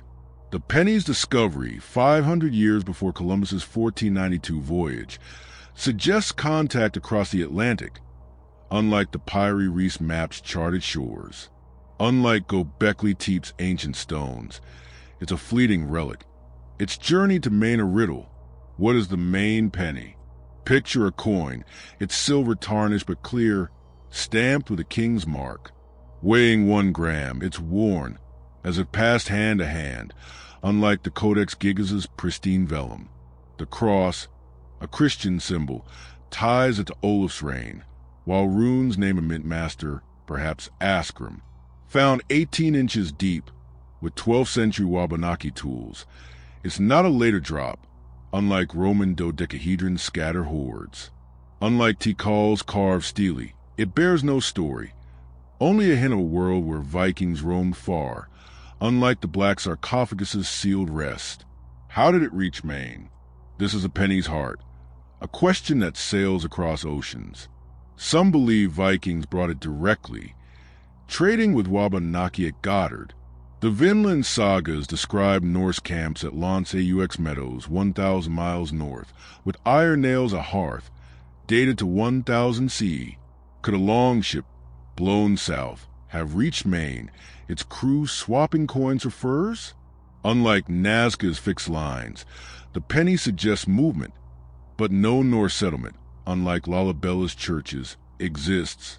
Others propose native trade networks, carrying the coin from Newfoundland over centuries, like Ohio Flint at Goddard, though no Norse goods, unlike the Pyrie Reis map sources, trace this path. Another theory imagines a lost Viking outpost, its traces erased by time, unlike Genghis Khan's hidden tomb. The pennies were suggest use, perhaps as jewelry, like Wabanaki beads, unlike the Long Cave's ritual pillars. Some whisper a hoax, a modern coin buried to deceive, but the site's sealed layers, with 1100 CE pottery, dismiss this, unlike Rongo's fragile tablets. Could it be a stray, dropped by a lone wanderer? The sagas speak of Thorfinn Karlsefni's voyages, but no main landings, unlike Shuri Castle's clear walls. The penny's solitude, no other Norse finds, deepens the puzzle, unlike Göbekli Tepe's many pillars. Clues are sparse but vivid. The Goddard site's artifacts, like slate knives, show Wabanaki trade, but no European metals, unlike the Antikythera mechanism's wreck. A bone needle, dated to 1200 CE, lay near the penny, suggesting a trading post, unlike Tikal's royal tombs. The coin's alloy, 90% silver, matches Oslo mints, unlike local lead, ruling out a native copy, unlike Roman dodecahedron's very bronze. Lance Aux Meadows with Norse spindle whorls proves Vikings in America, but its distance from Maine, unlike the labyrinth's nearby ruins, clouds a link.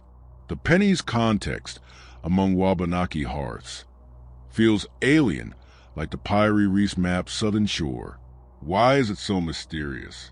The Viking Age faded by 1100 CE, its tales preserved in sagas, unlike Tikal's stone glyphs. No Norse records mention Maine, unlike the Codex Gigas' legend, perhaps because voyages were oral like Rongo Rongo's chants. Native trade, spanning 2,000 miles, could carry a coin, but no other European relics, unlike Petra's urns, follow. The Wabanaki's oral histories, recorded in the 19th century, speak of pale traders from the sea, but no coins, unlike Genghis Khan's guarded tomb. Time's tide, erosion, forests buried any Norse trace, unlike the iron pillar's enduring shine. Why no more finds? Vikings may have sailed briefly, leaving one coin, unlike Göbekli Tepe's vast rings. Native networks, valuing beads over metal, might have ignored it, unlike the black sarcophagus's granite. Later Europeans, like the French in 1604, overwrote earlier contact, unlike Lalabella's unbroken faith. The penny's survival, in a single dig, echoes the Antikythera mechanism's chance find, a flicker of a larger story, unlike Nazca's sprawling lines. The main penny's legacy is its question. Unlike the Lonu caves, it hints at a world connected before its time, a spark of Viking daring. For Americans, it's a thread to a deeper past, proof the Atlantic was crossed by dragon ships, like India's Rustless pillar. The mystery of its journey, like the Pyrie Reef's map's shores, holds us gently, a testament to hands that traded across seas. As we cradle the imagined coin, its runes catching a distant light, we feel the pulse of a world where explorers met under unfamiliar stars. Yet other enigmas call, their whispers rising from distant lands. On India's southern shore, sunken temples wait, their stones guarding secrets of forgotten tide. 7 pagodas of Mahabalipuram, the sunken temples of India. Imagine standing on the sandy shores of Mahabalipuram, where the Bay of Bengal whispers tales of ancient gods. Here, in southern India, the waves guard a legend. The 7 pagodas, a cluster of temples said as shone like jewels before the sea claimed all but one. Known from travelers' tales and local lore, these structures, built by the Pallava dynasty around 700 CE, were glimpsed again after tsunami in 2004, revealed submerged stones. The lone shore temple stands as a sentinel, but its lost siblings lie beneath the tides, their story half told.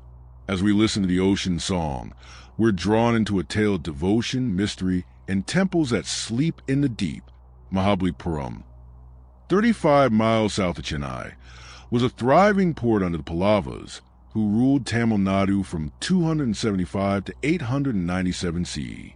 The shore temple, carved from granite, dates to 700 to 725 CE, its twin spires honoring Shiva and Vishnu.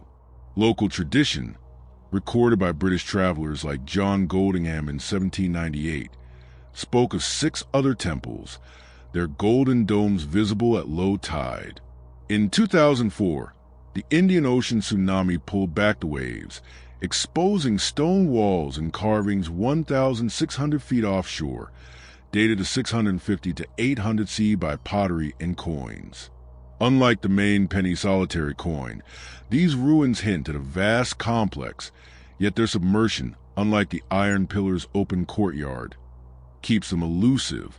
The Pallava era was a golden age of art, with Mahabalipuram's rock-cut caves and monolithic rathas rivaling Ajanta's frescoes. The 7 pagodas, named for their tiered towers, were likely a sacred cluster, drawing pilgrims to the coast, unlike Göbekli Tepe's ancient rings. The shore temple, 180 feet by 90 feet, faces the sea, its granite worn by salt but standing, unlike the Codex Gigas' fragile vellum. Submerged finds, lion statues, Shiva lingams, mirror its style, suggesting a unified design, unlike the Lonu cave's anonymity. Unlike Tikal's jungle ruins, the sea hides most traces, leaving only whispers of the lost 6. What were the 7 pagodas? Picture a line of temples along the shore, their spires soaring like stone flames. The shore temple's walls, carved with Nandi bulls, suggest the others shared Dravidian style, with sanctums for Shiva or Vishnu, unlike Nazca's desert lines. Submerged blocks, some 10 feet long, show lotus motifs, like those in Pallava caves, hinting at grandeur, unlike Roman dodecahedron's small bronze. The tsunami revealed a 100-foot wall and steps, perhaps a jetty or a temple base, unlike the Antikythera mechanism's gears. Their layout, possibly in a crescent, echoes Vedic geometry, unlike the Pyrie Reese Maps charts. How were they built?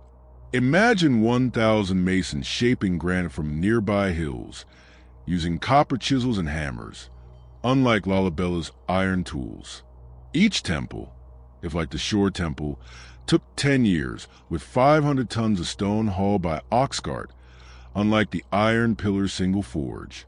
Carvings, elephants, gods, required artisans trained in Pallava schools, unlike Rongo's village craft. The granite, cut into interlocking blocks, needed no mortar, unlike the black sarcophagus's lead seal. Raising spires, 60 feet high, used ramps and pulleys like the lost labyrinth halls, a feat of devotion to gods and kings. Why are they lost? The seas rise as the heart of the mystery.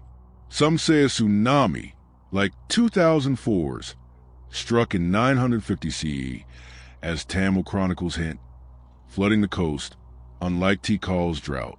Others believe gradual subsidence, noted in 13th century texts, sank the temples, unlike Göbekli Tepe's deliberate burial. The Pallavas' fall to Cholas in 897 CE left the site neglected, unlike Shuri Castle's royal care, while silt buried the ruins, unlike the main Penny's open meadow. Could erosion, not disaster, have claimed them? The shore temples were suggest centuries of waves, unlike the Lonyu caves' flooded silence. What was their purpose? Many see them as a sacred complex, honoring Shiva, their sea-facing altars catching dawn's light, like Teotihuacan's pyramids. The submerged lingam suggests worship, unlike Roman dodecahedron's utility. Others propose a port's guardian, the temples blessing Pallava ships, as Mahabalipuram traded with Java, unlike Genghis Khan's hidden tomb. Could they mark a cosmic plan? There's 7 towers of planets like Vedic texts. No alignments, unlike Stonehenge's solstice. Survive. Some whisper a royal vow, built by Narasimhavarman II, but no inscriptions, unlike the iron pillars Brahmi, confirm this. Unlike the Codex Gigas' devil, their story is serene, tied to faith. Clues lie in the waves. The tsunami's finds, a 20-foot line, a broken spire, matched the shore temple's granite, dated to 700 CE by coins, unlike Rongo's wood. A nearby cave, with Pallava reliefs, ties the site to kings, unlike the Antikythera mechanism's wreck. Submerged walls 6 feet thick suggest a temple base, unlike Nazca's fragile lines. The shore temple's shrine, with a reclining Vishnu, hints at the other's gods, unlike Tiwanaku's gate. Yet the sea's depth, 20 feet, hides most, unlike the Pyrie Reese Maps' clear ink, leaving only fragments of a lost whole. Why so mysterious? The Pallavas' decline buried their records, unlike Tikal's glyphs, while Chola conquest shifted focus to Tanjavur, unlike Lalabella's enduring faith. No texts, unlike the Lost Labyrinth's Greek tales, named the 6 temples, perhaps because they were oral, like Rongo's chants. The sea's embrace, unlike Göbekli Tepe's earth, sealed them, while later ports, like Chennai, dim Mahabalipuram's glory, unlike the black sarcophagus city. Tamil lore, sung by fishermen, speaks of sea god homes, their spires kissed by waves, but offers no history, only awe, like Mongolia's sleeping king. The 7 pagodas' legacy is their call. Unlike the main penny, they show a culture carving faith into stone, their loss a mirror time's tide. For Indians, they're a spark of pride, proof of Pallava genius, like Delhi's Rustless pillar.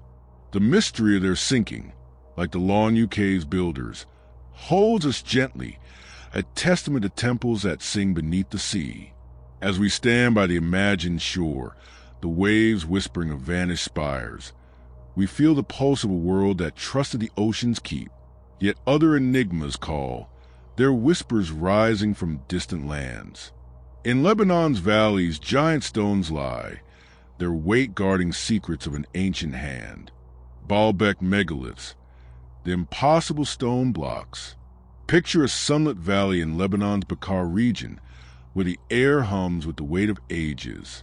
Here, amidst the ruins of Baalbek, stand stones so massive they seem to defy human hands. The Baalbek megaliths, colossal limestone blocks quarried over 2,000 years ago. Part of the Roman temple complex of Jupiter, these monoliths, some weighing 800 tons, lie alongside an even larger unfinished giant, the 1,200-ton stone of the pregnant woman. Their size and precision whisper of a craft beyond their time, a puzzle carved in stone. As we walk among these silent giants, we're drawn into a story of ambition, mystery, and blocks that challenge the limits of the past. Baalbek, known as Heliopolis to the Romans, was a sacred site long before their arrival, with Canaanite shrines to Baal dating to 2000 BCE. The megaliths, quarried around 100 BCE, 200 CE, form the foundation of the Temple of Jupiter, built under Emperor Augustus. 3 blocks in the Trilithon, each 70 feet long and 800 tons, sit 26 feet above ground, perfectly aligned. Nearby, in a quarry half a mile away, the stone of the pregnant woman, 1,200 tons, and another, the Hajar al-Hubla, remain partially cut, dated to the Roman era by tools and pottery. Unlike the 7 pagodas submerged ruins, these stones are exposed, yet their transport, unlike the iron pillar single column, remains a riddle. The Roman Empire, at its peak, mastered engineering, building aqueducts and colosseums. Baalbek, a religious hub, drew pilgrims with its oracle, its temples rivaling Rome's pantheon. The megaliths, cut from local limestone, were meant to awe, unlike the main penny's quiet coin. Unlike Göbekli Tepe's ancient circles, they served imperial glory, their scale echoing the lost labyrinth's grandeur. No inscriptions, unlike Tikal Stele, name their movers, and no reliefs, unlike Mahabalipuram's temples, tell their story, leaving only the stone's mute presence, unlike the Codex Gigas' vivid pages. What are the Baalbek megaliths? Picture a platform of stone, its trilithon blocks, so vast they dwarf the workers who set them. Each, 14 feet high and 12 feet wide, is cut with knife-edge precision, gaps between them barely a hair's breadth, unlike Nazca's rough lines. The quarry's giants, one still tethered to bedrock, show chisel marks and wedge holes, signs of Roman tools, unlike Lalabella's iron chisels. The stone's alignment, level within inches, suggests a master plan, unlike Roman dodecahedron scatter finds. Unlike the Antikythera mechanism's gears, these are raw power, their weight a silent boast of Rome's might. How were they moved? This is a megalith's heart, a question that looms like their shadow. Imagine 1,000 workers hauling an 800-ton block half a mile, using ropes and wooden rollers, unlike the iron pillar's forge. Lifting them 26 feet, perhaps with earthen ramps, took years, unlike the Pyrie Reis map's quick ink. The Romans, skilled with cranes, could lift 20 tons, as Pompey's hoist show, but 800? No levers, unlike Stonehenge's lintels. Explain it. Some suggest sliding blocks on oil tracks, but no grooves, unlike the long UK's carvings, remain. The quarry's unfinished stones, left mid-cut, hint at a project abandoned, unlike Tikal's completed tombs. What was their purpose? Many see them as a foundation, raising the Temple of Jupiter to dwarf rivals, like Teotihuacan's pyramids. Their size, Triple Egypt's pyramid blocks, was symbolic, unlike the main penny's utility. Others propose a pre-Roman origin, with Phoenicians or Canaanites setting the trilithon, as its style, less polished, differs from Roman work. Unlike Shuri Castle's clear dragons, could they be a cosmic marker aligned to stars? No patterns, unlike Göbekli Tepe's pillars, confirm this. Some whisper of sacred geometry, the stone's mass warding off quakes, but no texts, unlike the Codex Gigas script, support it. Unlike Genghis Khan's tomb, their purpose was public, yet their method eludes. Why so mysterious? The Romans left no records of moving the trilithon, unlike the Papyri Rees maps notes, perhaps because it was routine, like the Black Sarcophagus's quarry. The quarry's giants, untouched for 2,000 years, suggest a halt, war, funds, or Nero's death in 68 CE, unlike Mahabharata's slow sinking. Earlier cultures, like the Phoenicians, may have begun the work, their traces lost, unlike Tikal's glyphs. The stone scale, unmatched even by Rome's Colosseum, defies their cranes, unlike the iron pillars' known forge. Whispers of giant or lost races, as local tales claim, fade. No tools, unlike Rongo's obsidian, point a myth. Clues rest in the stone. Chisel marks, 2 inches wide, match Roman quarries, dated to 100 BC by nearby amphory, unlike the Lonyu Cave's pottery. The trilithon's base, with smaller stones, shows Roman cement, unlike Göbekli Tepe's raw earth. The Hajar al-Hubla, 1,600 tons, has a fetus-like bulge, inspiring its name, unlike Roman dodecahedron's knobs. Nearby ruins with Phoenician altars hint at older foundations, unlike the Antikythera mechanism's wreck. The quarry's distance, uphill, deepens the transport puzzle, unlike the 7 pagodas' coastal blocks. Why do they endure? Baalbek's temples fell to quakes and Byzantine neglect by 600 CE, unlike Tikal's jungle, but the megaliths, too vast to move, stayed, unlike the main penny's fragile coin. No looters, unlike the labyrinth stones, broke them, while Muslim rulers in 1200 CE revered them, unlike Shuri Castle's fires. Local lore, sung by Baka farmers, speaks of god stones, lifted by spirits, but offers no craft, only wonder, like Rapa Nui's talking boards. The trilithon's perch, high and unshaken, mirrors the iron pillar's rustless shine, a testament to enduring skill. The megalith's legacy is their defiance. Unlike the 7 pagodas, they show Rome's reach into the divine, their weight a spark of ambition. For Lebanese, they're a root of pride, proof of ancestors who wrestled giants, like India's Rustless pillar. The mystery of their movement, like the main penny's journey, holds us gently, a testament to hands that shape the impossible. As we stand by the imagined trilithon, its stones warm under the sun, we feel the pulse of a world that lifted mountains. Yet other enigmas call, their whispers rising from distant lands. In Egypt's sands, a pharaoh's tomb lies, its opening shadowed by tales of deadly curse. Curse of King Tut's tomb, a deadly legend. Imagine the golden sands of Egypt's Valley of the Kings, where the sun burns away all but the whispers of pharaohs.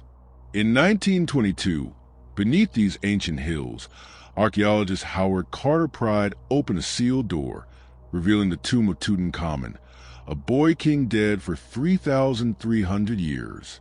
Inside lay treasures beyond dreams, golden masks, chariots, and a mummy wrapped in linen. But with the discovery came a shadow, a curse, said to strike those who dared disturb the king's rest, as deaths followed swiftly. The legend of Tut's curse, born in a time of fever headlines, haunts us still, its truth a riddle wrapped in linen. As we step into the imagined tomb, we're drawn into a story of discovery, fear, and a mystery that clings like desert dust. Tutankhamun, who ruled from 1332 to 1323 BC, was a minor pharaoh of the 18th dynasty. His reign brief at age 19. His tomb, KV-62, found near Luxor, was small but untouched, unlike the looted graves of Ramses II. Sealed in 1323 BCE, it held 5,000 artifacts, alabaster jars, ebony thrones, dated by hieroglyph and pottery to the New Kingdom, a clay tablet, warning death shall come on swift wings to him who disturbs the king, fueled the curse's myth, unlike the Baalbek megaliths' silent stones. Unlike the 7 pagodas sunken ruins, Tut's tomb was intact, its air heavy with 3,000 years of stillness, a time capsule unlike the main penny's lonely coin. Egypt in Tut's time was a fading empire, its wealth poured into temples and tombs. The Valley of the Kings, carved into limestone cliffs, hid 63 royal burials, unlike Göbekli Tepe's open circles. Tut's tomb, dug beneath a worker's path, was overlooked by thieves, unlike the black sarcophagus's urban pit. Its 4 chambers, painted with gods like Osiris, held a quartzite sarcophagus, unlike the Codex Gigas's parchment. The curse, absent in other tombs, like Seti I's, grew from 1920s media, unlike Rongo Rongo's quiet loss, blending fact with fear. What sparked the curse? Picture Carter's team, 20 strong, entering KV-62 on November 26, 1922. Within months, Lord Carnarvon, the dig's funder, died of a mosquito bite turned septic, age 56. Newspapers linked it to the tablet's warning, though no such text was found, unlike Tikal's Stele. By 1930, 8 team members died, some of illness, others accidents, yet Carter lived to 64 unscathed. Unlike the iron pillar's Rustless shine, the tomb offered no physical curse, only coincidence, unlike the Lonu Cave's hidden halls. The deaths, normal for the era's fevers, fueled tales, unlike the Antikythera mechanism's gears. Who died and why? Carnarvon's death in Cairo, April 1923, was followed by his brother, Aubrey Herbert, dead of sepsis in September. George J. Gould, a visitor, died of pneumonia in 1923, while Arthur Mace, Carter's aide, succumbed to arsenic poisoning in 1928, perhaps from water, unlike the main penny's trade. Lady Carnarvon died in 1929 of a car crash, unrelated, unlike the 7 pagoda tsunami. Of 58 people at the opening, only 8 died within a decade, a 14% rate, typical for 1920s Egypt, unlike Genghis Khan's guarded tomb. No pattern, unlike Nazca's lines, tied them, yet headlines screamed of Anubis's wrath.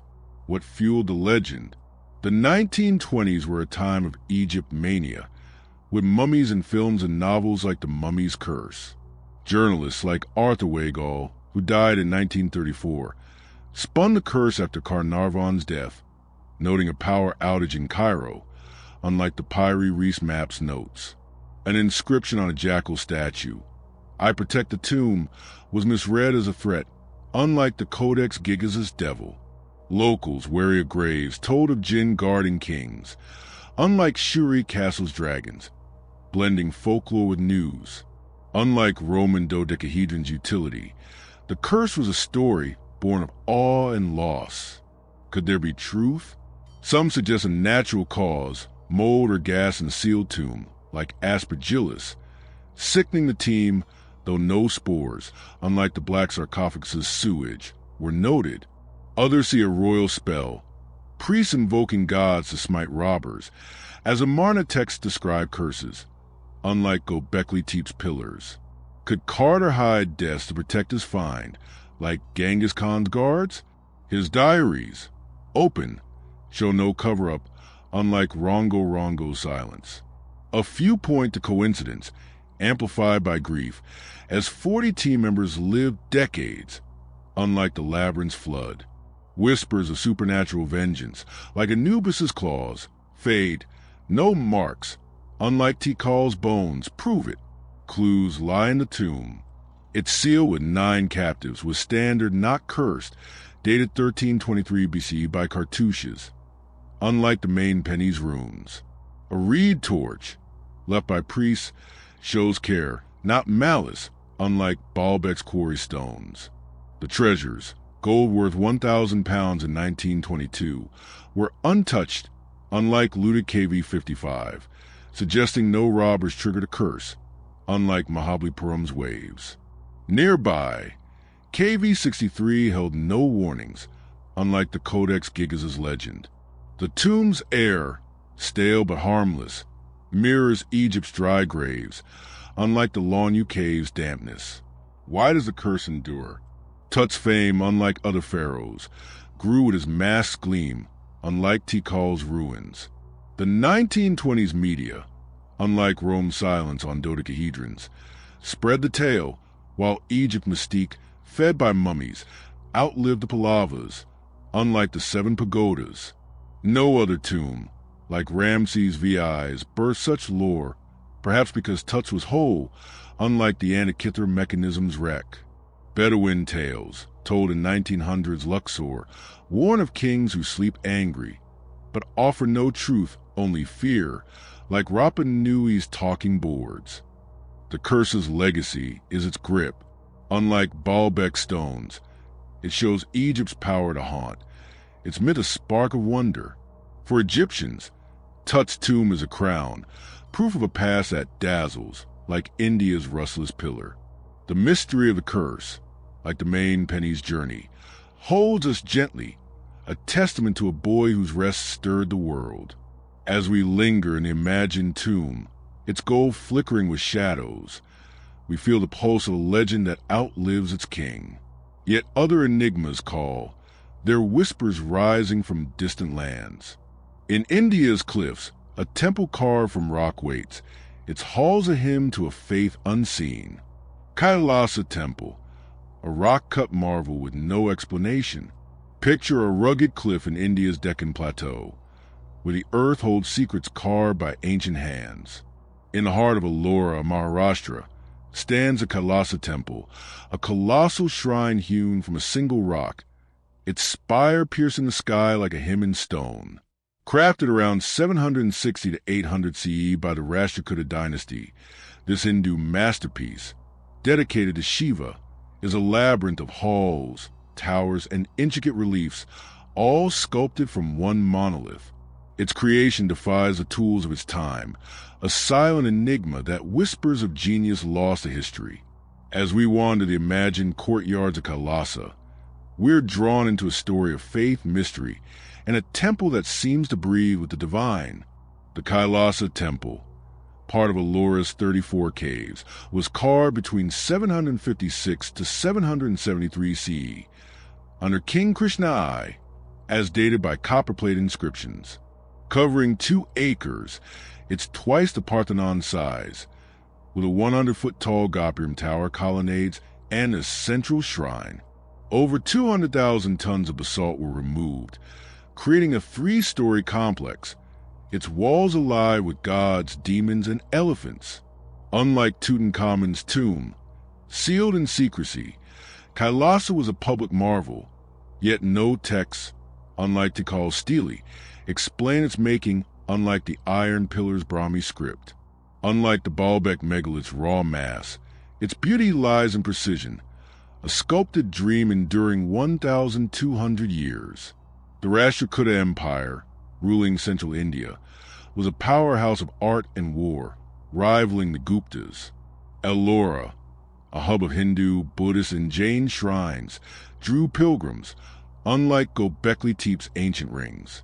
Kailasa, Cave 16, stands alone, its scale dwarfing nearby caves, unlike Mahabalipuram's scattered pagodas.